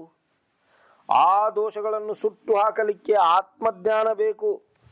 ಆತ್ಮಜ್ಞಾನವು ಅನೇಕ ವ್ರತ, ದಾನ, ಯೋಗ, ತೀರ್ಥಾಟನೆಗಳಿಗಿಂತಲೂ ಕೋಟಿ ಪಟ್ಟು ಶ್ರೇಷ್ಠವಿರುತ್ತದೆ. ಇಂತಹ ಆತ್ಮಜ್ಞಾನವನ್ನೇ ಯಾವಾಗಲೂ ಲಕ್ಷಿಸುತ್ತಿರುವವನ ಪುಣ್ಯಕ್ಕೆ ಸೀಮೆಯೇ ಇಲ್ಲ. ಕೆಟ್ಟ ಪಾಪಗಳ ಪೀಡೆ ಅವನಿಗೆ ಎಂದೋ ನಷ್ಟವಾಗಿ ಹೋಗಿದೆ. ವೇದಶಾಸ್ತ್ರಗಳಲ್ಲಿ ಪ್ರತಿಪಾದಿಸಿದ ಸತ್ಯ ಬ್ರಹ್ಮ ಸ್ವರೂಪವೇ ಜ್ಞಾನಿಯ ಸ್ಥಿತಿಯಾದುದರಿಂದ ಅವನ ಪುಣ್ಯಕ್ಕೆ ಎಣೆಯಿಲ್ಲ. ಭಾಗ್ಯವು ಮೇರೆ ಮೀರಿತು. ಇವು ನಮ್ಮ ಅನುಭವದ ಮಾತುಗಳಿರುತ್ತವೆ. ಅದಕ್ಕಾಗಿ ಸ್ವಂತದ ಅನುಭವ ದೃಷ್ಟಿಯಿಂದ ಈ ವಿಷಯದ ಪ್ರತೀತಿ ನೋಡಬೇಕಲ್ಲದೆ ಪ್ರತೀತಿಯನ್ನು ತೊರೆದು ದುಃಖಿಯಾಗಲೇಬಾರದು. ಪ್ರತೀತಿಯ ನಮ್ಮಪ್ಪಗಳಿರ, ಈ ಪ್ರತೀತಿ ಇಲ್ಲದಿದ್ದರೆ ಎಲ್ಲವೂ ಶೋಕವೆಂದೇ ತಿಳಿಯಿರಿ. ರಾಮಚಂದ್ರನ ಕೃಪೆಯಿಂದ ನಿಮ್ಮೆಲ್ಲರಿಗೂ ನಿಶ್ಚಯ ಅನುಭವ ಸಿದ್ಧಿಸಲಿ. ಇನ್ನು ನಿಶ್ಚಲದಲ್ಲಿ ಚಂಚಲತೆ ಉಂಟಾಗುವುದೇ ಕಲ್ಪನೆಯಾಗಿದ್ದು, ಅಷ್ಟದ ಪ್ರಕೃತಿಯ ಮೂಲ ಕಾರಣವು ಕಲ್ಪನೆ ಅಲ್ಲದೆ ಬೇರೊಂದಿಲ್ಲ. ವಿದ್ಯಾ ವಿನಯ ಸಂಪನ್ನೆ ಬ್ರಾಹ್ಮಣಿ ಗವಿ ಹಸ್ತಿನಿ ಸುನಿ ಚೈವ ಶಪಾಕೆ ಚ ಪಂಡಿತ ಸಮದರ್ಶಿನಃ. ಭಗವದ್ಗೀತಾ 5ನೇ ಅಧ್ಯಾಯ 18ನೇ ಶ್ಲೋಕ. ವಿದ್ಯೆ ಹಾಗೂ ವಿನಯಯುಕ್ತನಾದ ಬ್ರಾಹ್ಮಣ, ಆಕಳು, ಆನೆ, ನಾಯಿ, ಹೊಲೆಯ ಇವರೆಲ್ಲರನ್ನೂ ಪಂಡಿತರು ಸಮದೃಷ್ಟಿಯಿಂದ ನೋಡುವರು. ದೇಹಗಳೇನು ಬೇರೆ ಬೇರೆಯಾಗಿದ್ದರೂ ಅಂತರಂಗವು ಒಂದೇ ಇದ್ದುದನ್ನು ಅರಿತು ಜ್ಞಾನಿಗಳು ಜೀವ ಮಾತ್ರರನ್ನು ಆ ಒಳಗಿನ ವಸ್ತು ಸ್ವರೂಪದಿಂದ ನೋಡುವರು. ಅನೇಕ ಪ್ರಾಣಿಗಳು ಜನಿಸಿದರೂ ಅವೆಲ್ಲ ಒಂದೇ ಅಂತರ್ಕಲೆಯಿಂದ ವರ್ತಿಸುತ್ತಿದ್ದು ಅದಕ್ಕೆ ಜಗತ್ಪ್ರಕಾಶಕ ಜ್ಞಾನ ಕಲೆ ಎನ್ನುವರು.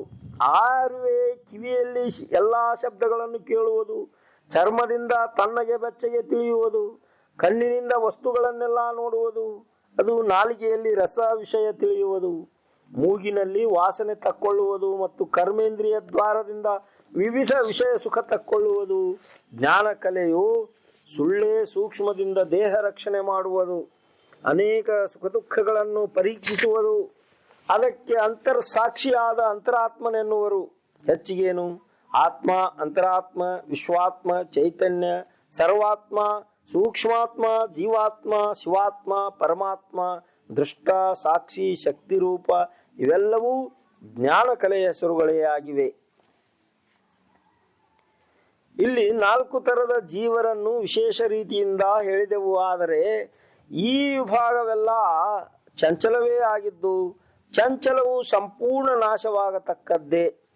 ನಿಶ್ಚಲ ಬ್ರಹ್ಮವು ಮಾತ್ರ ಮೊದಲಿಗೂ ಕೊನೆಗೂ ಇದಕ್ಕಿದ್ದಂತೆ ನಿಶ್ಚಲವಾಗಿರುವುದು. ಆದಿ ಮಧ್ಯ ಅಂತ್ಯದಲ್ಲಿ ಸಮಸಮಾನವಾಗಿರುವ ನಿಶ್ಚಲ ಪರಬ್ರಹ್ಮವು ನಿರ್ವಿಕಾರಿಯೂ ನಿರ್ಗುಣವೂ ನಿರಂಜನವೂ ನಿಸ್ಸಂಗವೂ ನಿಷ್ಪ್ರಪಂಚವೂ ಇರುತ್ತದೆ. ಹೀಗೆ ನಿರ್ಗುಣವು ತಾನಾಗುವುದೇ ಸಾಯುಜ್ಯ ಮುಕ್ತಿಯಾಗಿದ್ದು ಅಲ್ಲಿ ವಾಚ್ಯಾಂಶ ಲಕ್ಷಾಂಶವೆಂದು ವಿಂಗಡಿಸುತ್ತಾ ಕೂಡಿರುವುದು ಮುಗಿದು ಹೋಗಿರುವುದು. ಲಕ್ಷ್ಯವು ಅಲಕ್ಷ್ಯ ಪರಬ್ರಹ್ಮದಲ್ಲಿ ಅಡಗಿ ಹೋದ ಸಿದ್ಧಾಂತದಲ್ಲಿ ಮತ್ತೆ ಮೊದಲಿನ ಪೂರ್ವ ಪಕ್ಷವೆಲ್ಲಿಯದು? ಪ್ರತ್ಯಕ್ಷವಾಗಲರಿಯದ ಬ್ರಹ್ಮಕ್ಕೆ ಮತ್ತೆ ಪ್ರತ್ಯಕ್ಷತೆಯಲ್ಲಿಯದು? ಅದು ಇದ್ದೂ ಇಲ್ಲದಂತೆ ಇರುವುದು. ಹೀಗೆ ಪರಿಪೂರ್ಣತೆ ಪಡೆದ ಮೇಲೆ ಕಟ್ಟಿ ಉಪಾಧಿಯ ತೋರಿಕೆ ಇದ್ದರೆ ಜ್ಞಾನಿಗೆ ಅದೇ ಸಹಜ ಸಮಾಧಿ ಆಗುವುದು. ಶ್ರವಣದಿಂದ ಇಂತಹ ನಿಶ್ಚಯಾತ್ಮಕ ಬುದ್ಧಿಯನ್ನು ರೂಪುಗೊಳಿಸಬೇಕು. ಒಂದು ನಿಶ್ಚಲ, ಒಂದು ಚಂಚಲ, ಹೀಗೆ ಎರಡೇ ವಸ್ತುಗಳಿದ್ದು ಎಲ್ಲರೂ ಚಂಚಲದಲ್ಲಿ ತೊಡಗಿಕೊಂಡಿರುವರು. ನಿಶ್ಚಲವಾದರೂ ತನ್ನ ಸ್ವಯಂಭೂ ಅಸ್ತಿತ್ವದಿಂದ ಚಲನೆರಹಿತವಾಗಿ ಇದ್ದೇ ಇರುತ್ತದೆ. ಈ ನಿಶ್ಚಲದ ವಿಚಾರ ಮಾಡುವವನು ಲಕ್ಷ್ಯದಲ್ಲಿ ಎಲ್ಲಿಯೋ ಒಬ್ಬನು. ಅವನು ಮಾತ್ರ ನಿಶ್ಚಲವಾಗಿ ನಿಶ್ಚಲ ವಸ್ತುವಿನಂತೆ ನಿಶ್ಚಲತೆಯಿಂದ ಇರುತ್ತಾನೆ. ಆದರೆ ಬಹಳ ಜನರು ಈ ನಿಶ್ಚಲದ ಮಾತುಗಳನ್ನು ಆಡುತ್ತಲೇ ಮತ್ತೆ ಚಂಚಲದ ಕಡೆಗೆ ಓಡುವರು. ಚಂಚಲದ ಚಕ್ರದಿಂದ ಪಾರಾಗುವವರು ತೀರಾ ವಿರಳ. ಚಂಚಲ ಪ್ರವೃತ್ತಿ ಉಂಟಾಗಲು ಕಾರಣವೇನೆಂದರೆ ಅದು ಚಂಚಲದಲ್ಲಿ ಹುಟ್ಟಿರುವುದು, ಚಂಚಲತೆಯಲ್ಲಿಯೇ ಬೆಳೆದಿರುವುದು. ಆಯುಷ್ಯವೆಲ್ಲವೂ ಚಂಚಲವೇ ಬಿಂಬಿಸಿರುವುದು. ಹೀಗೆ ಜಗತ್ತೆಲ್ಲವೂ ಚಂಚಲದತ್ತ ನಡೆದಿದೆ. ಅದರ ಕಾರ್ಯವೆಲ್ಲವೂ ಚಂಚಲದಲ್ಲಿಯೇ ಸಂಭವಿಸುವುದು. ಇಂತಹ ಬಲವತ್ತರ ಚಂಚಲವನ್ನು ತ್ಯಜಿಸಿ ನಿಶ್ಚಲದಲ್ಲಿ ವಿಶ್ರಾಂತಿ ಪಡೆಯುವವನು ಯಾವನಿದ್ದಾನಪ್ಪ? ಚಂಚಲ ಎಂದಿಗೂ ನಿಶ್ಚಲತೆ ಪಡೆಯಲಾರದು ಮತ್ತು ನಿಶ್ಚಲವಾದರೂ ಎಂದಿಗೂ ಚಂಚಲವಾಗಲರಿಯದು. ಇದು ನಿತ್ಯಾನಿತ್ಯ ವಿವೇಕದಿಂದ ಜನರಿಗೆ ಕೆಲಮಟ್ಟಿಗೆ ಹೊಳೆಯುವುದು. ಆದರೆ ಈ ವಿಷಯ ಹೀಗಿರುವುದಿಲ್ಲ. ಏನೋ ಹೊಳೆದಂತಾದರೂ ಪೂರ್ಣ ಹೊಳೆಯುವುದಿಲ್ಲ, ಏನೋ ತಿಳಿದಂತಾದರೂ ನೆಟ್ಟಗೆ ತಿಳಿಯುವುದಿಲ್ಲ, ಮತ್ತು ಏನೋ ಅನುಭವ ಬಂದಂತಾದರೂ ಅದು ಕೂಡಲೇ ಅಡಗಿ ಹೋಗುವುದು. ಅದೇನೇ ಇದ್ದರೂ ಸಂಶಯ, ಅನಿಶ್ಚಿತತೆ, ಭ್ರಮೆ ಇವೆಲ್ಲವೂ ಚಂಚಲತೆಯಲ್ಲಿಯ ದಣಿವೇ ಇದ್ದುದು. ನಿಶ್ಚಲದಲ್ಲಿ ಅವೆಂದಿಗೂ ಇರಲಾರವು ಎಂಬ ರಹಸ್ಯ ತಿಳಿಯಲಿಕ್ಕೇ ಬೇಕು. ಹೆಚ್ಚೇನು, ಚಂಚಲವೆನ್ನುವುದೆಲ್ಲವೂ ಮಾಯೆ ಇದ್ದು ಅದು ವಿನಾಶ ಹೊಂದುವುದು ನಿಶ್ಚಯವು. ಅದರಲ್ಲಿ ಮತ್ತೆ ಸಣ್ಣ ದೊಡ್ಡದೆಂದು ಅನ್ನುವ ಕೆಲಸವಿಲ್ಲ. ಶಾಸ್ತ್ರಗಳ ಸಂತೆಯೇ ನೆರೆದಿದೆ, ದೇವರುಗಳ ಗೊಂದಲವಾಗಿದೆ ಮತ್ತು ಜನರಂತೂ ಕಾಮನೆಯ ವ್ರತಗಳಿಗೆ ಮುಗಿಬೀಳುತ್ತಾರೆ. ಮತಾಂತರಗಳ ಜಗಳ ಹೆಚ್ಚಾಗಿ ಯಾರಿಗೆ ಯಾರೂ ಕೇಳದಂತಾಗಿರುವರು. ಯಾವನು ಯಾವ ಮತದಲ್ಲಿ ಸಿಕ್ಕನೋ ಅವನಿಗೆ ಅದೇ ಹೆಚ್ಚಿನದಾಗಿ ಕುಳಿತಿತು. ಆದರೇನು, ಅಸತ್ಯದ ಅಭಿಮಾನ ಹಿಡಿಯುವುದರಿಂದ ಅಧೋಗತಿಯಾಗುವುದೇ ನಿಶ್ಚಿತವು. ಅದಕ್ಕಾಗಿ ವಿಚಾರವಂತರು ಸತ್ಯವನ್ನು ಹುಡುಕುತ್ತಾರೆ. ಜನರು ನಡೆಯುವುದೆಲ್ಲವೂ ಜ್ಞಾನಿಗೆ ಅಂಗೈಯ ನೆಲ್ಲಿಯಂತೆ ಸ್ಪಷ್ಟವಾಗಿ ತಿಳಿದಿರುತ್ತದೆ. ವಿಚಾರವಂತರೇ ಅದು ಹೇಗೆಂಬುದನ್ನು ವಿವರಿಸುವೆವು. ಕೇಳಿರಿ. ಜನರು ಯಾವ ಮಾರ್ಗದಿಂದ ಹೋಗುವರು, ಅವರು ಯಾವ ದೇವರ ಭಕ್ತಿ ಮಾಡುವರು ಎಂಬುದರ ಪ್ರತ್ಯಕ್ಷ ಸ್ಥಿತಿಯನ್ನು ಈಗ ಲಕ್ಷ್ಯ ಕೊಟ್ಟು ಕೇಳಿರಿ. ಬಹುಶಃ ಎಲ್ಲ ಜನರ ಭಕ್ತಿಯ ರೀತಿಯು ಮಣ್ಣು, ಕಲ್ಲು, ಧಾತು ಮುಂತಾದವುಗಳ ವಿವಿಧ ಪ್ರತಿಮೆಗಳ ದೇವರ ಪೂಜೆಗಾಗಿ ಇದೆ. ಮತ್ತೊಬ್ಬರು ಬೇರೆ ಬೇರೆ ದೇವರ ಅವತಾರ ಮಹಿಮೆಗಳನ್ನು ಕೇಳುವರು ಹಾಗೂ ಯಾವಾಗಲೂ ಆ ಅವತಾರದ ಜಪ ಧ್ಯಾನ ಪೂಜೆಯನ್ನು ಮಾಡುವರು.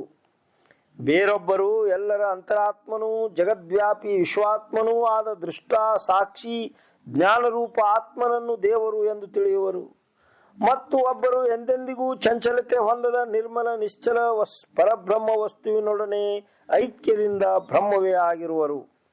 ಸಾರಾಂಶದಲ್ಲಿ ಮೊದಲನೇ ದೇವನು ಪ್ರತಿಮಾರೂಪನು, ಎರಡನೇವನು ಸಾಮರ್ಥ್ಯದ ಅವತಾರಿಕನು, ಮೂರನೆಯವನು ಅಂತರಾತ್ಮನು ಮತ್ತು ನಾಲ್ಕನೆಯವನು ನಿರ್ವಿಕಾರ ಪರಬ್ರಹ್ಮ ಸ್ವರೂಪನು. ಹೀಗೆ ಜಗತ್ತಿನಲ್ಲಿ 4 ವಿಧದ ದೇವರನ್ನು ಭಾವಿಸುವುದು ಕಂಡುಬರುತ್ತದೆ ವಿನಃ ಇದರ ಹೊರತಾಗಿ ಬೇರೆ ತರಹದ್ದೆಲ್ಲಿಯೂ ಇರುವುದಿಲ್ಲ. ಇನ್ನು ಎಲ್ಲವೂ ಒಬ್ಬ ಅಂತರಾತ್ಮನೇ ಎನ್ನುವ ಸಿದ್ಧಾಂತದಲ್ಲಿ ಸಾಕ್ಷಿಯೂ ದೇವರೆಂದು ತಿಳಿಯುವರಷ್ಟೇ. ಆದರೆ ಅವನು ಅಷ್ಟದಾ ಪ್ರಕೃತಿ ಎಂಬುದನ್ನು ಗುರುತಿಸಲಿಕ್ಕೇ ಬೇಕು. ಆಗ ಪ್ರಕೃತಿಯಲ್ಲಿಯ ಸಾಕ್ಷಿ ದೇವನು ಕೂಡ ಪ್ರಕೃತಿಯ ಧರ್ಮದವನೇ ಆಗಿರುವನು ಎಂದು ಕಂಡುಬರುವುದು. ಅದಕ್ಕಾಗಿ ವಿವೇಕದಿಂದ ಪ್ರಕೃತಿ ಭಾವರಹಿತವಾದ ಪೂರ್ಣಾನುಭವವನ್ನು ಅರಿಯುವುದು ಅವಶ್ಯವಿರುತ್ತದೆ. ಯಾವನು ನಿರ್ಮಲ ವಸ್ತುವಿನ ಧ್ಯಾನ ಮಾಡುವನೋ ಅವನು ನಿರ್ಮಲನೇ ಆಗುವನು. ಅಷ್ಟೇ ಏಕೆ, ಯಾವನು ಯಾವುದರ ಭಜನೆ ಮಾಡುವನೋ ಅವನು ಅದೇ ರೂಪವಾಗುವುದು ನಿಶ್ಚಿತವು. ಹಾಲು ನೀರನ್ನು ಬೇರ್ಪಡಿಸುವ ಪ್ರಾಣಿಗೆ ರಾಜಹಂಸವೆನ್ನುತ್ತಾರೆ. ಸಾರಾಸಾರವನ್ನು ತಿಳಿಯುವ ಮಹಾಪುರುಷರು ಆ ರಾಜಹಂಸದ ಹಾಗೆ ಇರುವರು ಎನ್ನಬಹುದು. ಎಲ್ಲೋ ಚಂಚಲವನ್ನು ಧ್ಯಾನ ಮಾಡುವವನು ಸಹಜವೇ ಚಲನೆ ಹೊಂದುವನು, ಮತ್ತು ನಿಶ್ಚಲವನ್ನು ಧ್ಯಾನ ಮಾಡುವವನು ನಿಶ್ಚಲನಾಗಿಯೇ ಉಳಿಯುವನು. ಇದರಲ್ಲಿ ಸಂಶಯವೇನು? ಕೊನೆಗೆ ನಮ್ಮ ಹೇಳಿಕೆ ಏನೆಂದರೆ, ಎಲ್ಲರೂ ತಮ್ಮ ತಮ್ಮ ಪ್ರಕೃತಿ ಧರ್ಮದಂತೆ ನಡೆಯಬಹುದು, ಆದರೆ ತಮ್ಮೊಳಗೆ ಶಾಶ್ವತ ವಸ್ತುವನ್ನು ಗುರುತು ಹಿಡಿಯಲಿಕ್ಕೆ ಬೇಕು.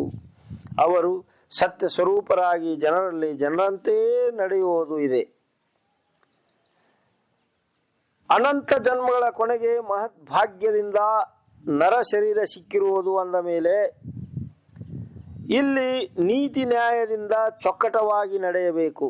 ನರದೇಹದಿಂದ ಪ್ರಪಂಚವನ್ನು ಸರಿಯಾಗಿ ಮಾಡಿ ಹಾಗೂ ಪರಮಾರ್ಥ ವಿಚಾರವನ್ನು ನೋಡಿ ಇಹಪರಗಳೆರಡನ್ನೂ ನಲಿಸತಕ್ಕದ್ದು. ಮನುಷ್ಯನಿಗೆ 100 ವರ್ಷದ ಆಯುಷ್ಯವೆಂದೇನೋ ಲೆಕ್ಕವಿದ್ದರೂ ಅದರಲ್ಲಿ ಬಾಲ್ಯವು ಅಜ್ಞಾನದಲ್ಲಿ ಹೋಗುವುದು, ತಾರುಣ್ಯವೆಲ್ಲ ವಿಷಯಾಸಕ್ತಿಯಲ್ಲಿ ಕಳೆಯುವುದು ಮತ್ತು ಮುಪ್ಪಿನಲ್ಲಿ ಕರ್ಮಾನುಸಾರವಾಗಿ ಅನೇಕ ರೋಗಗಳನ್ನು ಅನುಭವಿಸಬೇಕಾಗುವುದು. ಇನ್ನು ಭಗವಂತನ ಭಕ್ತಿ ಯಾವಾಗಲಪ್ಪ? ಅಲ್ಲದೆ ರಾಜಕೀಯ ಸ್ಥಿತಿಯ ಹಾಗೂ ದೈವಾನುಗತಿಯ ಚಿಂತೆ, ಮನಸ್ತಾಪ, ಅನ್ನ ಅರಿವೆ ಹಾಗೂ ದೇಹ ಲೋಭದ ಪ್ರಾಪಂಚಿಕ ಕಾರ್ಯ ಮೊದಲಾದ ಅನೇಕ ಕಲಾಪದಲ್ಲಿ ಜನ್ಮವು ನೋಡುವಷ್ಟರಲ್ಲಿಯೇ ಕಳೆದು ಹೋಗುವುದು. ತನ್ನ ಕಣ್ಣೆದುರಿಗೆ ಜನರು ಸತ್ತು ಹೋಗುತ್ತಿರುವವರು, ಮನೆಯಲ್ಲಿಯೇ ಹಿರಿಯರು ಹೋದದ್ದು ಪ್ರತ್ಯಕ್ಷ ಸಂಗತಿಯು. ಇದೆಲ್ಲವನ್ನು ತಿಳಿದು ಏನು ಸತ್ಯವೆಂದು ನಂಬಿರುವನೋ ಅರಿಯವು. ಮನೆಗೆ ಬೆಂಕಿ ಹತ್ತಿದಾಗ ಸ್ವಸ್ಥ ಮಲಗುವವನು ಬುದ್ಧಿಗೇಡಿಯೂ ಆತ್ಮಘಾತಿಕೆಯೂ ಅಲ್ಲವೇ? ಅದರಂತೆ ದಿನವೊಂದಕ್ಕೂ ಆಯುಷ್ಯವು ನಾಶವಾಗುತ್ತಾ ನಡೆದಿದ್ದರೂ ನಿಶ್ಚಿಂತನಿರುವವನು ಆತ್ಮಘಾತಿ ಇರುತ್ತಾನೆ. ಅಂಥವನ ಆಯುಷ್ಯದಲ್ಲಿ ಪುಣ್ಯ ಮಾರ್ಗವೆಲ್ಲ ಮುಳುಗಿ ಹೋಗಿ ಅತಿಶಯ ಪಾಪ ಸಂಗ್ರಹವಾಗುವುದರಿಂದ ಮುಂದೆ ಅವನಿಗೆ ಭೋಗಿಸಬೇಕಾದ ಯಮಯಾತನೆಯ ಹೊಡೆತ ಭಯಂಕರವಿರುತ್ತದೆ. ಮೇಲೆ ವರ್ಣಿಸಿದಂತೆ ಪರಿಸ್ಥಿತಿ ಇದ್ದುದರಿಂದ ಇನ್ನು ಮೇಲೆ ಆದರೂ ಹಾಗೆ ಮಾಡದೆ ಬಹಳ ವಿಚಾರದಿಂದ ನಡೆಯಲಿಕ್ಕೆ ಬೇಕು. ಇಹಪರವೆರಡನ್ನೂ ಸಾಧಿಸಿಕೊಳ್ಳತಕ್ಕದ್ದು. ಇಲ್ಲವಾದರೆ ಆಲಸ್ಯದ ಫಲವು ಸದ್ಯಕ್ಕೆ ಇರುವುದು. ಅದರಿಂದ ಆಕಳಿಕೆ ಬಂದು ನಿದ್ದೆ ಹತ್ತುವುದು. ಆಲಸಿ ಜನರಿಗೆ ಅದೇ ಸುಖವೆಂದು ಪ್ರಿಯವಾಗಿದೆ. ಕೆಲಸ ಮಾಡುವುದರಿಂದ ಶ್ರಮವಾಗುವುದೇನೋ ನಿಜ, ಆದರೆ ಅವರು ಮುಂದೆ ಸುಖಿಗಳಾಗುವರು. ತಮ್ಮ ಪ್ರಯತ್ನದಿಂದ ಉಂಡು ತಿಂದು ಸುಖ ಪಡುವರು. ತದ್ವಿಪರೀತವಾಗಿ ಆಲಸ್ಯವು ಉದಾಸೀನತೆ ತಂದು ಸರ್ವಸ್ವಿ ಹಾಳು ಮಾಡುವುದು. ಅದು ಪ್ರಯತ್ನವನ್ನು ಮುಳುಗಿಸಿ ದರಿದ್ರತನದ ಲಕ್ಷಣಗಳನ್ನು ತಂದೊಡ್ಡುವುದು. ಅದಕ್ಕಾಗಿ ಆಲಸ್ಯತನ ಬಿಟ್ಟರೆ ಸಂಪತ್ತು ಬರುವುದು ಮತ್ತು ಇಹಪರ ಎರಡರಲ್ಲಿಯೂ ಸಮಾಧಾನ ಲಭಿಸುವುದು.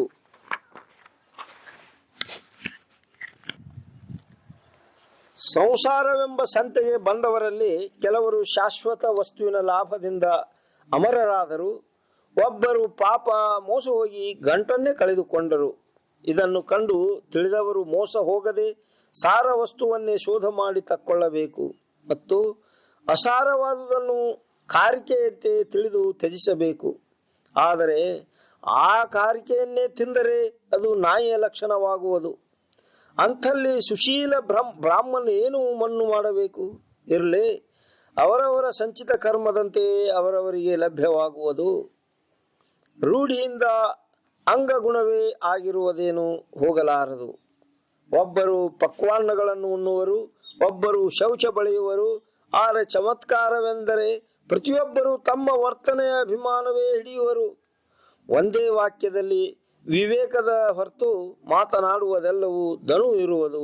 ಅದಕ್ಕಾಗಿ ಯಾರೇ ಆದರೂ ಮತ್ತೆ ಮತ್ತೆ ಶ್ರವಣ ಮನನ ಮಾಡತಕ್ಕದ್ದು. ಮುಖ್ಯವಾಗಿ ಸಗುಣ ಕೀರ್ತನೆ ಮತ್ತು ಅಧ್ಯಾತ್ಮ ನಿರೂಪಣೆಯನ್ನು ನಡೆಸಬೇಕು. ಎರಡನೇದಾಗಿ ಲೋಕ ಸಂಗ್ರಹದ ಚಾತುರ್ಯವಿರಬೇಕು. ಮೂರನೇದಾಗಿ ಎಲ್ಲದರ ಬಗೆಗೂ ಜಾಗರೂಕತೆ ವಹಿಸಬೇಕು. ಮತ್ತು ಕೊನೆಯದಾಗಿ ಬಹಳ ಪರಿಶ್ರಮ ಮಾಡಬೇಕು. ಜನರು ಸಣ್ಣ ದೊಡ್ಡ ತಪ್ಪುಗಳನ್ನು ಕ್ಷಮಿಸುತ್ತಾ ಅವರ ತರತರದ ಸಂಶಯಗಳನ್ನು ನಿವಾರಿಸತಕ್ಕದ್ದು. ಇನ್ನೇನೆಂದರೆ ಎರಡನೆಯವರ ಅಂತಃಕರಣವನ್ನು ತಿಳಿದುಕೊಳ್ಳಬೇಕು. ಆದರೆ ಅದರಿಂದ ತನ್ನ ಲಾಭದ ಅಪೇಕ್ಷೆ ಇರಬಾರದು. ಹೇಗಾದರೂ ತನ್ನಿಂದ ನೀತಿ ನ್ಯಾಯ ತಪ್ಪಗೊಳ್ಳಲೇಬಾರದು. ಅಲ್ಲದೆ ಬರೇ ಸಂಜ್ಞೆಯಿಂದಲೇ ಜನರನ್ನು ಆಕರ್ಷಿಸುತ್ತಾ ಅವರಲ್ಲಿ ಒಬ್ಬರು ಮತ್ತೊಬ್ಬರಿಗೆ ತಿಳಿ ಹೇಳುವಂತೆ ಮಾಡಬೇಕು. ಇತ್ತ ವ್ಯವಹಾರವನ್ನಾದರೂ ಶಕ್ಯವಿದ್ದಷ್ಟು ಚೆನ್ನಾಗಿ ನಡೆಸಿಕೊಂಡು ಹೋಗಬೇಕು. ಅಲ್ಲಿಯ ಪ್ರಸಂಗಗಳನ್ನು ಗುರುತಿಸಿ ಬಹಳ ಧೈರ್ಯದಿಂದ ನಿರ್ವಹಿಸಬೇಕು. ಆದರೆ ಪ್ರಪಂಚದ ಅತಿ ಸಂಬಂಧ ಹಚ್ಚಿಕೊಳ್ಳತಕ್ಕದ್ದಲ್ಲ. ಉಪಾಧಿಯನ್ನೇನೋ ವಿಸ್ತರಿಸಬೇಕು, ಆದರೆ ಅದರಲ್ಲಿ ಸಿಕ್ಕಿರಬಾರದು. ತಾನು ಮೊದಲಿಗೆ ಸನ್ನಸ್ತನ ತಕ್ಕೊಂಡು ಅರಿಯದವನಂತೆ ಇರಬೇಕು. ಅನ್ಯರ ದೋಷಗಳು ದೃಷ್ಟಿಗೆ ಬಿದ್ದರೆ ಅವನ್ನು ಮುಚ್ಚಬೇಕು. ಕೆಟ್ಟ ಗುಣಗಳ ಬಗ್ಗೆ ಪದೇ ಪದೇ ಮಾತಾಡುತ್ತಿರಬಾರದು. ಅಷ್ಟೇ ಅಲ್ಲದೆ ದುಷ್ಟ ಜನರಿಗೆ ಉಪಕಾರ ಮಾಡಿ ಅವರನ್ನು ಮೆತ್ತಗಿರಿಸಬೇಕು. ತಾನೆಂದಿಗೂ ಸಿಡುಕು ಮಾಡಲೇಬಾರದು. ಆದರೆ ವಿಚಾರದಿಂದ ಮಾರ್ಗ ತೆಗೆಯಬೇಕು ಹಾಗೂ ದೀರ್ಘ ಪ್ರಯತ್ನದಿಂದ ಅಸಾಧ್ಯ ಕೆಲಸವನ್ನು ಸಹ ಸಾಧಿಸತಕ್ಕದ್ದು. ಮಹಂತನು ಬಂದ ಪ್ರಸಂಗವನ್ನು ನಿರ್ವಹಿಸುತ್ತಾ ಸಂಪ್ರದಾಯವನ್ನು ನಿಷ್ಕಳಿತವಾಗಗೊಡಲೇಬಾರದು ಮತ್ತು ಕೆಲಸವಿಲ್ಲದೆ ಯಾರ ಗೂಡವೂ ಅತೀ ವಾದ ಮಾಡಬಾರದು. ಎರಡನೆಯವರ ಮನೀಷೆ ಅರಿತು ಅವರೆಲ್ಲರದೂ ಬಹಳ ತಾಳಿಕೊಳ್ಳಬೇಕು. ಅಥವಾ ತಾಳುವುದಾಗದಿದ್ದರೆ ಸುಸೂತ್ರ ದೇಶಾಂತರಕ್ಕೆ ಹೋಗಬೇಕು. ತಾತ್ಪರ್ಯವೇನೆಂದರೆ ಅನ್ಯರ ದುಃಖದ ಅರಿಕೆ ಇಟ್ಟು ದುಃಖವನ್ನು ಕೇಳಿಕೊಂಡಾದರೂ ಅವರಿಗೆ ಹಗುರು ಮಾಡಬೇಕು ಹಾಗೂ ಸಮುದಾಯದ ಚಲೋ ಕೆಟ್ಟವೆಲ್ಲವನ್ನು ಸಹಿಸಬೇಕು. ಮಹಂತನಿಗೆ ಅಗಾಧ ಪಾಠಾಂತರವಿರಬೇಕು.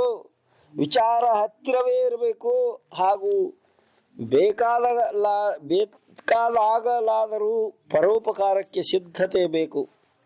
ಅವನು ತಾನು ಶಾಂತಿಯನ್ನು ತೋರಿಸಿ ಅನ್ಯರೂ ಶಾಂತಿ ಧರಿಸುವಂತೆ ಮಾಡಬೇಕು. ತಾನು ಸಿಡುಕತನವನ್ನು ಬಿಟ್ಟು ಅನ್ಯರಿಂದಲೂ ಬಿಡಿಸಬೇಕು ಮತ್ತು ಸ್ವತಃ ಕಾರ್ಯ ಮಾಡಿ ತೋರಿಸಿ ಬಹಳ ಜನರಿಂದ ಕಾರ್ಯ ಮಾಡಿಸಬೇಕು.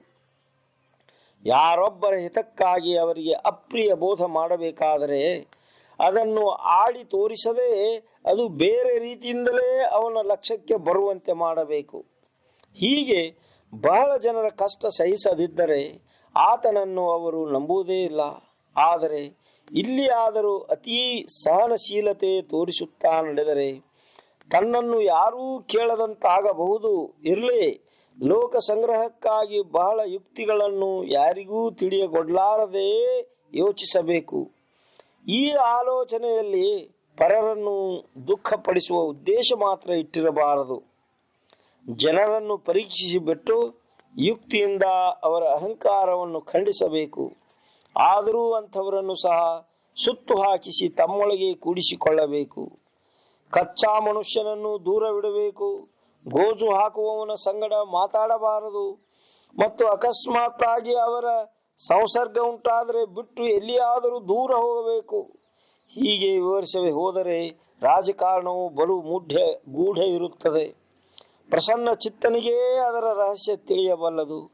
ರಾಜಕಾರಣದಲ್ಲಿ ಮೇಲಕ್ಕೆ ಏರಬೇಕೆನ್ನುವ ಸುಪಾತ್ರನಿಗೆ ಕಾಲ್ಭಾರ ಮಾಡುವ ರೀತಿಯನ್ನು ತಿಳಿಸಿಕೊಟ್ಟು ಮೇಲಕ್ಕೆತ್ತಬೇಕು. ಆದರೆ ಅಭಿಮಾನದಿಂದ ಜಗಳಾಡುವ ಕುಪಾತ್ರನನ್ನು ನುಗಿಸಿ ಕೊಡತಕ್ಕದ್ದು. ಈ ಮಹಂತನ ಚಮತ್ಕಾರವನ್ನೇನು ಹೇಳಬೇಕು? ಹುಡುಕಾಡಿದರೆ ಅವನೇನೂ ಸಿಗನು. ಕೀರ್ತಿ ಬೆಳೆಸುವುದನ್ನು ಬಿಡನು ಮತ್ತು ಬಂಧ ವೈಭವದ ಕಡೆಗೆ ಹೊರಳಿ ನೋಡನು. ಅಲ್ಲದೆ ಒಬ್ಬರನ್ನು ಏರಿಸುವುದು ಹಾಗೂ ಒಬ್ಬರನ್ನು ಇಳಿಸುವುದೇನು ಜಾಣತನದ ಲಕ್ಷಣ ಅಲ್ಲದ್ದರಿಂದ ಮಹಂತನು ಭೇದ ಭಾವ ಮಾಡನು. ಇನ್ನು ಕೆಲವು ಅವಿವೇಕಿಗಳಿಗೆ ಸರಿಯಾದುದನ್ನು ಬೋಧಿಸಿದರೂ ಒಗ್ಗುವುದಿಲ್ಲ ಹಾಗೂ ತನ್ನ ಹಿತವೇ ಅವರ ಲಕ್ಷ್ಯಕ್ಕೆ ಬರುವುದಿಲ್ಲವಾದರೆ ಅಂಥವರನ್ನು ದೂರ ಮಾಡುವ ಹೊರತು ಬೇರೇನೂ ನಡೆಯದೆ ಎನ್ನುವ ಮಾತು ಬೇರೆ. ಶ್ರೋತೃಗಳು ನಮಗೆ ಗೊತ್ತಿದ್ದರೂ ಅನುವಾದಕ್ಕಾಗಿ ಪುನಃ ಕೇಳಿದ್ದ ಏನಾದರೂ ಈ ಹೇಳಿದುದನ್ನೇ ಹೇಳಬೇಕಾಯಿತೋ ಅದಕ್ಕಾಗಿ ಅವರು ಕ್ಷಮೆ ಕೋರುತ್ತೇವೆ. ನಿಸ್ಪೃಹ ವರ್ತನ. ಮೊದಲು ದೇಹಧಾರಿಯಾದ ಆತ್ಮನನ್ನು ತಿಳಿದ ಮೇಲೆ ಆಮೇಲೆ ಜಗಂತ ಅಂತರ್ಯಾಮಿಯಾದ ಅಂತರಾತ್ಮನನ್ನು ಅರಿಯಬೇಕು. ಅದಾದ ನಂತರ ಪರಬ್ರಹ್ಮ ಪ್ರಾಪ್ತಿಯಾಗುತ್ತದೆ. ಪರಬ್ರಹ್ಮದ ವಿಚಾರ ಮಾಡ ಹತ್ತಲು ಶಾಶ್ವತ ಅಶಾಶ್ವತದ ಪರೀಕ್ಷೆ ಆಗುವುದು. ಆಗ ಮೇಲೆ ವರ್ಣಿಸಿದ ಚಂಚಲವು ಹೋಗತಕ್ಕದ್ದೇ ಎಂಬ ನಿರ್ಣಯವೇನೂ ತಪ್ಪಲಾರದು. ನಿರುಪಾಧಿಕ ಬ್ರಹ್ಮವಸ್ತು ಉತ್ಪತ್ತಿ ಸ್ಥಿತಿ ಸಂಹಾರಕ್ಕೆ ಅತೀತವಿರುತ್ತದೆ. ಈ ಪ್ರತಿಪಾದನೆಯಲ್ಲಿ ಜ್ಞಾನದ ವಿಜ್ಞಾನವಾಗುತ್ತದೆ. ಲಕ್ಷಿಸಿರಿ, ಜ್ಞಾನದಿಂದ ಪಿಂಡ ಬ್ರಹ್ಮಾಂಡದ 8 ದೇಹಗಳ ಸ್ಥಿತಿಗತಿ ತಿಳಿಯುವುದು. ಅವು ನಿರಸನೆ ಹೊಂದಿದ ಮೇಲೆ ನಿರುಪಾಧಿಕ ಶುದ್ಧ ಬ್ರಹ್ಮ ಉಳಿಯುತ್ತದೆ. ಸಾಧಕನು ವಿವೇಕದಿಂದಲೇ ಆ ಪರಬ್ರಹ್ಮ ವಸ್ತುವಿನೊಡನೆ ಐಕ್ಯ ಪಡೆದನು. ಅನುಭವಿಸುವವನ ಹೊರತಾಗಿಯೇ ಅನುಭವ ಬಂದಿತು ಮತ್ತು ಕೊನೆಗೆ ಆ ಸೂಕ್ಷ್ಮ ಅನುಭವ ವೃತ್ತಿಯೂ ಅಡಗಿ ಹೋಯಿತು. ಈ ಸ್ಥಿತಿಯನ್ನು ಚೆನ್ನಾಗಿ ಗ್ರಹಿಸಿ ಈ ಅಂತಿಮ ಸ್ಥಾನದಲ್ಲಿ ಶಬ್ದದಿಂದ ಅನ್ನುವುದೆಲ್ಲ ನಿಂತಿರುವುದು ಬ್ರಹ್ಮವೇ ತಾನು ಎಂಬ ಅನುಭವವನ್ನು ನೋಡಿಬಿಟ್ಟಿರುವನು ಮತ್ತು ಲಕ್ಷಾಂಶದ ತ್ಯಾಗದ ಗೂಢ ಸೂಕ್ಷ್ಮ ಬ್ರಹ್ಮಾನುಭವ ವೃತ್ತಿಯೂ ಅಳಿದು ಹೋಗಿರುವುದು. ಮಹಾಂತನು ಇನ್ನೂ ಹೇಗೆ ವರ್ತಿಸುವುದು ಎಂದರೆ, ಭಕ್ತಿ ಕಾರ್ಯಕ್ಕೆ ಅಡ್ಡ ಬರುವ ಅತಿ ಗುರುತಿನ ಜನರನ್ನು ತ್ಯಜಿಸಿ ಹೊಸ ಹೊಸ ಭಾವಿಕರ ಸಂಪರ್ಕ ಬೆಳೆಸುವನು. ಅವರಾದರೂ ಇವನ ಮನವನ್ನು ಪರೀಕ್ಷಿಸಿ ಸ್ವಾರ್ಥವೇನೂ ಇಲ್ಲ ಎಂಬುದನ್ನು ಮನಗಾಣುವರು. ಮಹಾಂತನು ಪೂರಾ ಯಾರ ಕಡೆಗೂ ನೋಡನು, ಪೂರಾ ಯಾರ ಗೂಡವೂ ಮಾತಾಡನು ಮತ್ತು ಪೂರಾ ಒಂದೇ ಜಾಗದಲ್ಲಿ ಇರದೆ ಎದ್ದು ಹೋಗುವನು. ಒಳ್ಳೆಯದು, ಎಲ್ಲಿಗೆ ಹೋಗುವನೆಂಬುದಾದರೂ ಹೇಳುವನು, ಅದೂ ಇಲ್ಲ, ಮತ್ತು ಒಂದು ವೇಳೆ ಹೇಳಿದರೂ ಅಲ್ಲಿಗೇನು ಹೋಗುವುದಿಲ್ಲ. ಹೀಗೆ ಮಾಡಿ ಅವನು ತನ್ನ ಸ್ಥಿತಿಯ ಅಂತವೇ ಹತ್ತ ಕೊಡುವುದಿಲ್ಲ. ವಿಚಿತ್ರವೇನು ಹೇಳಬೇಕು? ಅವನು ಜನರು ಮಾಡಿದುದನ್ನು ಬಿಡಿಸುವನು, ಜನರು ಭಾವಿಸಿದುದನ್ನು ಬುಡುಮೇಲು ಮಾಡುವನು ಮತ್ತು ಜನರು ತರ್ಕಿಸಿದುದನ್ನು ನಿಷ್ಫಲ ಮಾಡಿ ತೋರಿಸುವನು. ಜನರಿಗೆ ಯಾವುದನ್ನು ನೋಡುವ ಇಚ್ಛೆಯೋ ಅದು ಅವನಿಗೆ ಬೇಡವೆನಿಸುವುದು. ಜನರು ಸರ್ವದಾ ಪ್ರೇಮದಿಂದ ಮಾಡುವ ಕೆಲಸಗಳಲ್ಲಿ ಇವನಿಗೆ ಬೇಸರವು. ಸಾರಾಂಶ: ಈ ಯೋಗೀಶ್ವರನು ಕಲ್ಪನೆಗೆ ಹರಿಯನು, ತರ್ಕಕ್ಕೆ ನಿಲುಕನು, ಭಾವನೆಗೆ ತಾಗನು. ಅವನ ಅಂತರಂಗದ ಗುಟ್ಟು ಸಿಗಲಾರದು.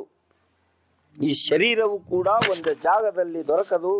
ಹೀಗೆಲ್ಲ ಚಮತ್ಕಾರಿಕವಾಗಿ ವರ್ತಿಸಿದರು ಮಹಾಂತನು ಕೀರ್ತನೆ ಮೊದಲಾದವುಗಳಲ್ಲಿ ಸ್ವಲ್ಪವೂ ಅಂತರವಾಗಗೊಡುವುದಿಲ್ಲ. ಜನರು ಈ ಯೋಗಿರಾಜನ ವಿಷಯಕ್ಕೆ ತರ್ಕ ಕುತರ್ಕ ಮಾಡುವರಾದರೂ ಅದೆಲ್ಲ ತಥ್ಯಹೀನವೆಂದು ಸಿದ್ಧವಾಗಿ ಅವರಿಗೆ ನಾಚಿಕೆಯುಂಟಾಗುವುದು. ಅದಿರಲಿ, ಅನೇಕರು ಪರೀಕ್ಷಿಸಿ ನೋಡಿ ಅವರಿಗೆಲ್ಲ ಮನಸ್ಸಿಗೆ ಬಂದಿತೆಂದರೆ ದೊಡ್ಡ ಕಾರ್ಯ ಸಾಧಿಸಿತು ಎಂದು ತಿಳಿಯಬೇಕು. ಅದಕ್ಕಾಗಿ ಮಹಾಂತನು ಸರ್ವಕಾಲವೂ ಏಕಾಂತ ಸೇವನೆಯಿಂದ ಅಭ್ಯಾಸವೇ ಮಾಡುತ್ತಿರಬೇಕು ಮತ್ತು ಜನರೊಂದಿಗೆ ಕಾಲ ಸಾರ್ಥಕ್ಯವನ್ನೇ ಕೈಗೂಡಿಸಬೇಕು. ಉತ್ತಮ ಗುಣಗಳನ್ನೆಲ್ಲ ತಾನು ಗ್ರಹಣ ಮಾಡಿ ಆಮೇಲೆ ಜನರಿಗೂ ಕಲಿಸಬೇಕು. ಹೀಗೆ ಮಾಡುತ್ತಾ ಮಾಡುತ್ತಾ ದೊಡ್ಡ ಸಮುದಾಯವನ್ನೇ ನಿರ್ಮಿಸಬೇಕು. ಆದರೆ ಎಲ್ಲವನ್ನು ಗೌಪ್ಯವಾಗಿ ಜರುಗಿಸತಕ್ಕದ್ದು. ಜನರನ್ನು ಯಾವಾಗಲೂ ಒಂದಿಲ್ಲೊಂದು ಭಕ್ತಿ ಕಾರ್ಯದಲ್ಲಿ ತೊಡಗಿಸಿ ಉಪಾಸನೆಗೆ ಹಚ್ಚಬೇಕು. ಅವರಿಗಾದರೂ ತಿಳಿ ಹತ್ತಿತೆಂದರೆ ಆಜ್ಞಾನುಸಾರ ನಡೆ ಹತ್ತುವರು. ಮೊದಲಿಗೆ ಶ್ರಮ, ಹಿಂದುಗಡೆಗೆ ಫಲವಿದ್ದು, ಶ್ರಮವೇ ಮಾಡದಿದ್ದರೆ ಫಲ ಬರಲಾರದು. ಆದ್ದರಿಂದ ಪ್ರಯತ್ನ ಮಾಡಲಾರದವನು ಬಾತಿಗೆ ಬಾರದ ಬೊಜ್ಜನೆ ಸರಿ. ಇರಲಿ, ಮಹಾಂತನು ಲೋಕ ಸಂಗ್ರಹದ ಕಾರ್ಯಕ್ಕಾಗಿ ಜನರನ್ನು ಬಹಳ ಪರೀಕ್ಷಿಸಿ ಅವರ ಯೋಗ್ಯತೆಯನ್ನು ಕಂಡು ಹಿಡಿಯಬೇಕು ಮತ್ತು ಅವರವರ ಪಾತ್ರತೆಯಂತೆ ಸಮೀಪ ದೂರ ಇಡಬೇಕು. ಕಾರ್ಯವಾಗಬೇಕಾದರೆ ಮಾಡುವವನು ಆ ಯೋಗ್ಯತೆಯವನ್ನಿರಬೇಕಾಗುತ್ತದೆ. ಅವನಲ್ಲಿ ಯೋಗ್ಯತೆ ಇಲ್ಲದಿದ್ದರೆ ಕೆಲಸ ಕೆಡುವುದು. ಅದಕ್ಕಾಗಿ ತರತರದಿಂದ ಜನರ ಬುದ್ಧಿ ಪರೀಕ್ಷೆ ಮಾಡತಕ್ಕದ್ದು. ಆಮೇಲೆ ಅವರವರ ಯೋಗ್ಯತೆ ನೋಡಿ ಕೆಲಸ ಹೇಳಬೇಕು ಮತ್ತು ಅವರಲ್ಲಿಯೂ ಮನಪೂರ್ವಕ ಕೆಲಸ ಮಾಡುವವರ ಮೇಲೆ ನಂಬಿಕೆ ಇಡಬೇಕು. ಇದಲ್ಲದೆ ತನ್ನ ಕಾರ್ಯಾಧ್ಯಕ್ಷತೆಯ ಮೇಲ್ಮೆಯನ್ನಾದರೂ ಕಾಯ್ದುಕೊಳ್ಳಬೇಕು. ಮೇಲಿನ ಬೋಧವನ್ನು ನಾನು ಅನುಭವದಿಂದ ಕಥಿಸಿದ್ದೇನೆ. ಮೊದಲು ನಾನು ಸ್ವತಃ ಆಚರಿಸಿ ನೋಡಿ ಹಿಂದುಗಡೆ ಹೇಳಿದ್ದೇನೆ. ಸರಿಗಾಣಿಸಿದರೆ ಯಾರು ಬೇಕಾದವರು ಅದನ್ನು ತಕ್ಕೊಳ್ಳಲಿ. ಹೆಚ್ಚಿಗೇನು, ಮಹಂತರನ್ನು ನಿರ್ಮಾಣ ಮಾಡಬೇಕು. ಅವರನ್ನು ವಿದ್ಯೆ ಬುದ್ಧಿಯಿಂದ ತುಂಬಿ ಜ್ಞಾನಿಗಳನ್ನು ಮಾಡಿ ದೇಶ ದೇಶಗಳಿಗೆ ಪ್ರಸಾರಾರ್ಥವಾಗಿ ಕಳಿಸಿಕೊಡಬೇಕು.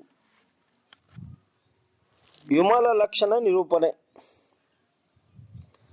ಸಂಸಾರದಲ್ಲಿ ಇದ್ದೂ ಮುಕ್ತನಾಗಿರುವವನೇ ನಿಜವಾದ ಯೋಗ್ಯತೆಯವನು. ಅವನು ಯಾವಾಗಲೂ ಯೋಗ್ಯಾಯೋಗ್ಯವನ್ನು ನೋಡುತ್ತಿರುವನು. ಮತ್ತೇನೆಂದರೆ, ಪ್ರಪಂಚದಲ್ಲಿ ಜಾಗರೂಕನಾದವನೇ ಪಾರಮಾರ್ಥವನ್ನು ಉತ್ತಮವಾಗಿ ಮಾಡಬಲ್ಲನು. ಪ್ರಪಂಚದಲ್ಲಿ ಅಸ್ತವ್ಯಸ್ತ ಇದ್ದವನು ಪರಮಾರ್ಥದಲ್ಲಿಯೂ ನಿರುಪಯೋಗಿಯೇ. ಅದಕ್ಕಾಗಿ ಎಚ್ಚರಿಕೆಯಿಂದ ಈ ಪ್ರಪಂಚ ಪಾರಮಾರ್ಥ ಎರಡನ್ನು ನಡೆಸಬೇಕು. ಇದಕ್ಕೆ ತಪ್ಪಿದರೆ ಅನೇಕ ದುಃಖಗಳನ್ನು ಅನುಭವಿಸಬೇಕಾಗುವುದು.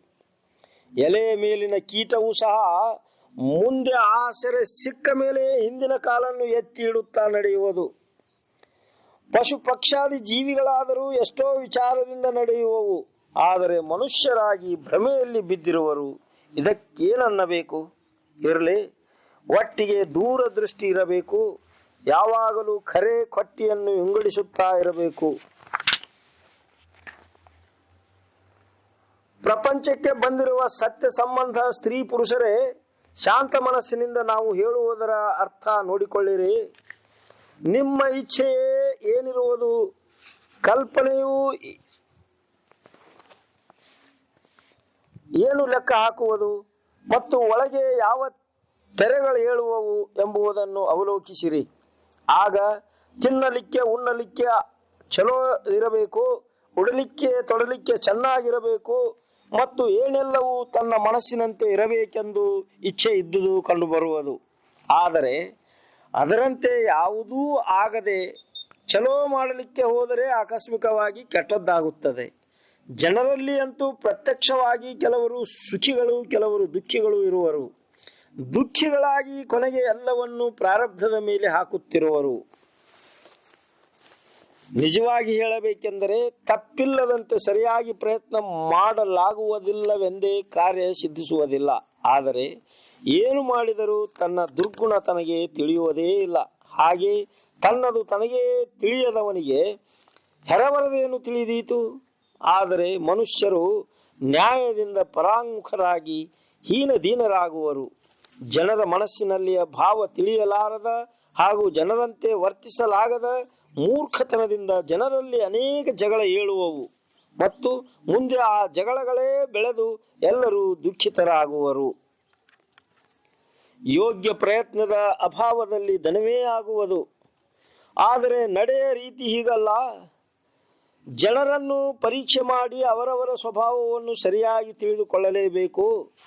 ಮಾತಿನ ಪರೀಕ್ಷೆ ಹಾಗೂ ಅಂತರಂಗದ ಪರೀಕ್ಷೆಯು ತತ್ಪರನಿಗೆ ಮಾತ್ರ ಎಷ್ಟಾದರೂ ಸಾಧಿಸುತ್ತದೆ ಹೊರತು ಹುಂಬನಿಗೆ ಒಳಗಿನ ಭಾವವೇನು ತಿಳಿದೀತು? ಮತ್ತೊಬ್ಬರಿಗೆ ಹೆಸರು ಇಡುವುದು ಮತ್ತು ತನ್ನನ್ನು ಮೇಲುಗಟ್ಟಿಕೊಳ್ಳುವುದು ಇದೇ ಬಹುಶಃ ಲೌಕಿಕದ ರೀತಿ ಇರುತ್ತದೆ. ಆದರೆ ಅದೇನು ದಂಡಿಗೆ ಮುಟ್ಟುವ ಮಾತಲ್ಲ. ಜನರಲ್ಲಿ ಚಲೋ ಎನಿಸಿಕೊಳ್ಳುವುದಕ್ಕಾಗಿ ಒಳ್ಳೆಯವರಿಗೆ ಬಹಳ ತಾಳಬೇಕಾಗುತ್ತದೆ. ತಾಳದಿದ್ದರೆ ಸಹಜವೇ ನಗಿಗೀಡಾಗುವುದು. ಇನ್ನೇನು, ತನಗೆ ಎಷ್ಟು ಮಾತ್ರವೂ ಹೊಂದಿಕೆಯಾಗದ ಸ್ಥಳದಲ್ಲಿ ಎಂದಿಗೂ ಇರತಕ್ಕದ್ದಲ್ಲ.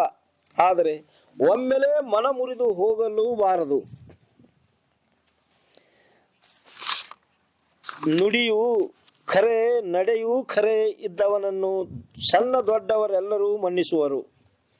ಅವರಿಗಾದರೂ ಯೋಗ್ಯ ಅಯೋಗ್ಯವೆನ್ನುವುದು ಸಹಜವೇ ಗೊತ್ತಾಗುವುದು. ಆದರೆ ಹಾಗೆ ಜನರಿಗೆ ತಿಳಿಯುವವರೆಗೆ ವಿವೇಕದಿಂದ ಅವರನ್ನು ಕ್ಷಮಿಸದಿದ್ದರೆ ತಾನೂ ಅವರೂ ಒಂದೇ ಮಾಲಿಕೆಯಲ್ಲಿ ಬಂದಂತಾಗುವುದು. ಚಂದನವು ಸವೆಯದವರೆಗೆ ಅದರ ಸುವಾಸ ತಿಳಿಯಲಾರದು. ಆ ಚಂದನ ವೃಕ್ಷವೂ ಬೇರೆ ಗಿಡಗಳೂ ಒಂದೇ ಎನಿಸುತ್ತವೆ. ಅದರಂತೆಯೇ ಎಲ್ಲಿಯವರೆಗೆ ಇವರ ಶ್ರೇಷ್ಠ ಗುಣಗಳು ಜನರ ದೃಷ್ಟಿಗೆ ಬೀಳುವುದಿಲ್ಲವೋ ಅಲ್ಲಿಯವರೆಗೆ ಜನರಿಗಾದರೂ ಏನು ತಿಳಿಯಬೇಕು? ಉತ್ತಮ ಗುಣಗಳನ್ನು ನೋಡಿದರೆ ಜನರ ಅಂತಃಕರಣ ಒಲಿಯುವುದು ಹಾಗೂ ಜನಮನದಲ್ಲಿ ಇವನ ಬಗ್ಗೆ ಶುದ್ಧ ಭಾವನೆಯು ಉದಿಸಿ ಹತ್ತಿ ಸಖ್ಯವಾಯಿತೆಂದರೆ ಜಗತ್ತಿನ ಸರ್ವ ಜನತೆಯೇ ಪ್ರಸನ್ನವಾಯಿತೆಂದು ತಿಳಿಯಬೇಕು. ಜನತಾರೂಪಿ ಜನಾರ್ದನನು ಒಲಿದ ಮೇಲೆ ಅವನಿಗೆ ಕೊರತೆ ಏನು? ಆದರೆ ಸರ್ವರನ್ನು ಸಂತೋಷವಿಡುವುದು ಮಾತ್ರ ಸುಲಭ ಕೆಲಸವಲ್ಲ. ಅದು ಇರಲಿ, ಬಿತ್ತಿದುದೇ ಬೆಳೆಯುವುದು, ಕಡ ಕೊಟ್ಟುದನ್ನೇ ತಿರುಗಿ ತಕ್ಕೊಳ್ಳಬೇಕಾದುವುದು ಎಂಬ ಈ ನ್ಯಾಯದಂತೆ ಅನ್ಯರ ನ್ಯೂನ್ಯತೆ ತೆಗೆಯುವುದರಿಂದ ಅವರ ಅಂತಃಕರಣ ನೊಂದು ಮತ್ತು ಜನರಿಗೆ ಚಲೋ ಮಾಡುವುದರಿಂದ ಅವರ ಸುಖ ಬೆಳೆದು ನಮಗಾದರೂ ಉತ್ತರದಂತೆ ಪ್ರತ್ಯುತ್ತರ ಬರುವುದು ಅದು ನಿಶ್ಚಿತವು. ಇದೆಲ್ಲವೂ ತನ್ನ ಕಡೆಗೇ ಇರುತ್ತಿದ್ದುದರಿಂದ ಈ ಬಗ್ಗೆ ಜನರಿಗೇನೂ ಹೆಸರಿಡುವ ಕಾರಣವಿಲ್ಲ.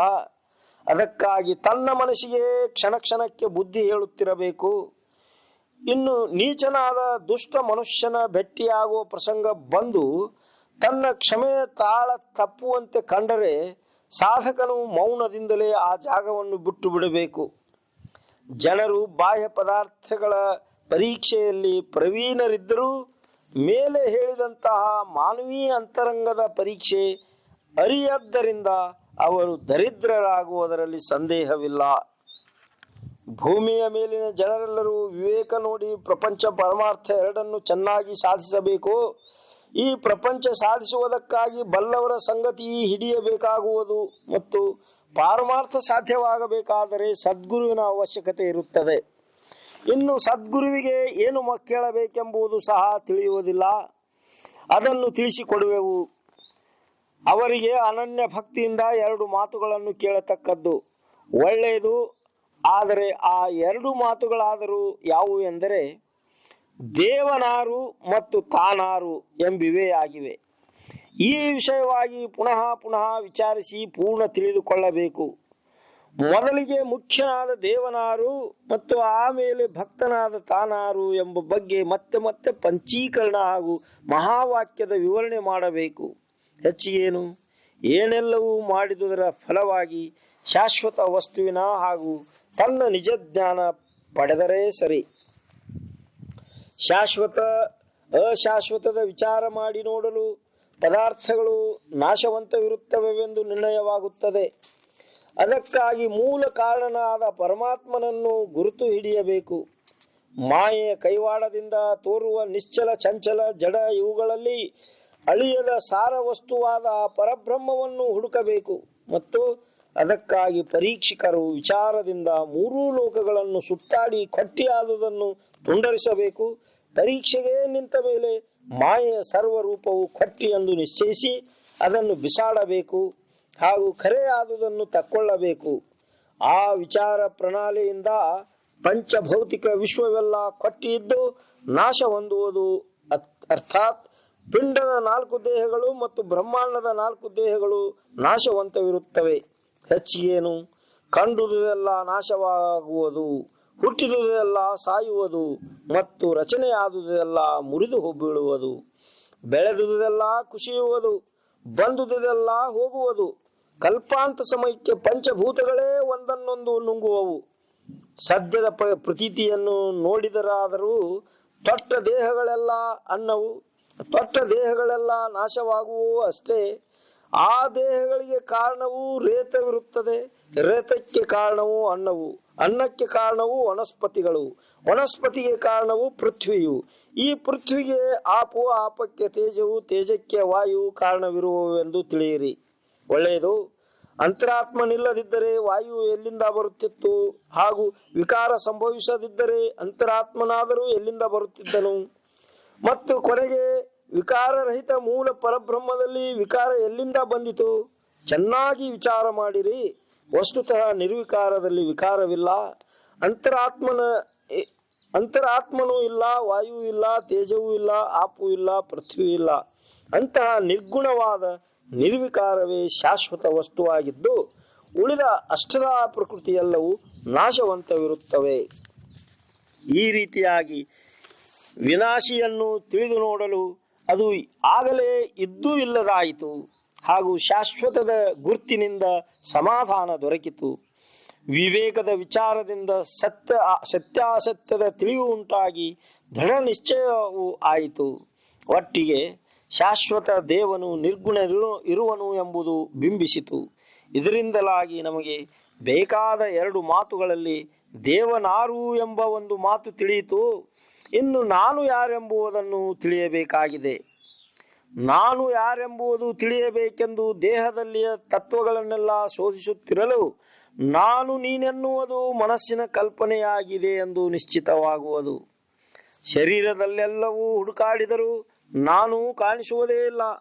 ನಿಜವಾಗಿಯೂ ಆ ನೀನೆನ್ನುವುದು ತತ್ವಗಳೊಂದಿಗೆ ಮುಳುಗಿ ಹೋಯಿತು.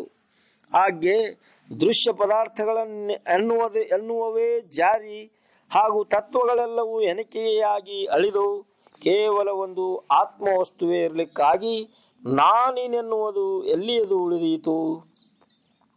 ಒಟ್ಟಿಗೆ ಪಂಚೀಕರಣದ ತತ್ವ ವಿವರಣೆಯಿಂದಲೂ ಮಹಾವಾಕ್ಯದಿಂದಲೂ ಆತ್ಮವಸ್ತುವೇ ತಾನೆಂದು ಸಿದ್ಧವಾಗುವುದರಿಂದ ಅಹಂಕಾರದ ಸಂಘವನ್ನು ತ್ಯಜಿಸಿ ಆತ್ಮನಿವೇದನೆ ಮಾಡತಕ್ಕದ್ದು. ದೇವಭಕ್ತರ ಮೂಲವನ್ನು ವಿವರವಾಗಿ ಶೋಧಿಸಲು ಎರಡೂ ಕಡೆಗೂ ಮಾಯಾ ಉಪಾಧಿ ರಹಿತನಾದ ನಿರುಪಾಧಿಕ ಆತ್ಮನೇ ಕೈಗೆ ಹತ್ತುವನು. ಅದರಿಂದಲಾಗಿ ನಾನೆನ್ನುವುದು ಮುಳುಗಿತು, ತಾನು ಆತ್ಮನಿಗಿಂತ ಭಿನ್ನವೆಂಬ ಭ್ರಮೆ ಅಳಿಯಿತು ಹಾಗೂ ಪಿಂಡೋಪಾಧಿರಹಿತ ಉನ್ಮನಿ ಪದವು ಬ್ರಹ್ಮಾಂಡೋಪಾಧಿರಹಿತ ನಿವೃತ್ತಿ ಪದಕ್ಕೆ ಹೊಂದಿಕೆಗೊಂಡಿತು. ಈ ವಿಜ್ಞಾನ ಸ್ಥಿತಿಯಲ್ಲಿ ಜ್ಞಾನವು ಕುಂಠಿತದ ಆಯಿತು. ಧ್ಯೇಯ ವಸ್ತುವಿನಲ್ಲಿ ಧ್ಯಾನ ಒಳೆಯಿತು. ಕಾರ್ಯಕಾರಣ ವಿಚಾರವೆಲ್ಲವೂ ನೋಡಿಬಿಟ್ಟುದಾಯಿತು. ಜನ್ಮ ಮರಣದ ಸಂಬಂಧ ತಪ್ಪಿತು. ಪಾಪವೆಲ್ಲವೂ ಮುಳುಗಿತು ಹಾಗೂ ಯಮಯಾತನೆಯ ನಿರ್ವಂಶವಾಯಿತು. ಬಂಧನವೆನ್ನುವುದೆಲ್ಲ ಹರಿಯಿತು. ಹೀಗೆ ವಿಚಾರದಿಂದ ಮುಕ್ತಿ ಲಭಿಸಿ ಜನ್ಮವು ಎಲ್ಲ ತರದಿಂದಲೂ ಸಾರ್ಥಕವೇ ಎನಿಸಿತು. ಅನೇಕ ತೊಡಕು ನಿವಾರಣೆಯಾದವು. ಕಂಟಕಗಳೆಲ್ಲವೂ ಬಯಲಾದವು. ಹೆಚ್ಚೇನು, ಅಸಂಖ್ಯ ಮಾನವರು ಜ್ಞಾನ ವಿಚಾರದಿಂದ ಉದ್ಧಾರರಾಗಿರುವರು. ಶ್ರೀರಾಮನ ಉಪಾಸನೆಯ ಜ್ಞಾನಿಗಳಾದ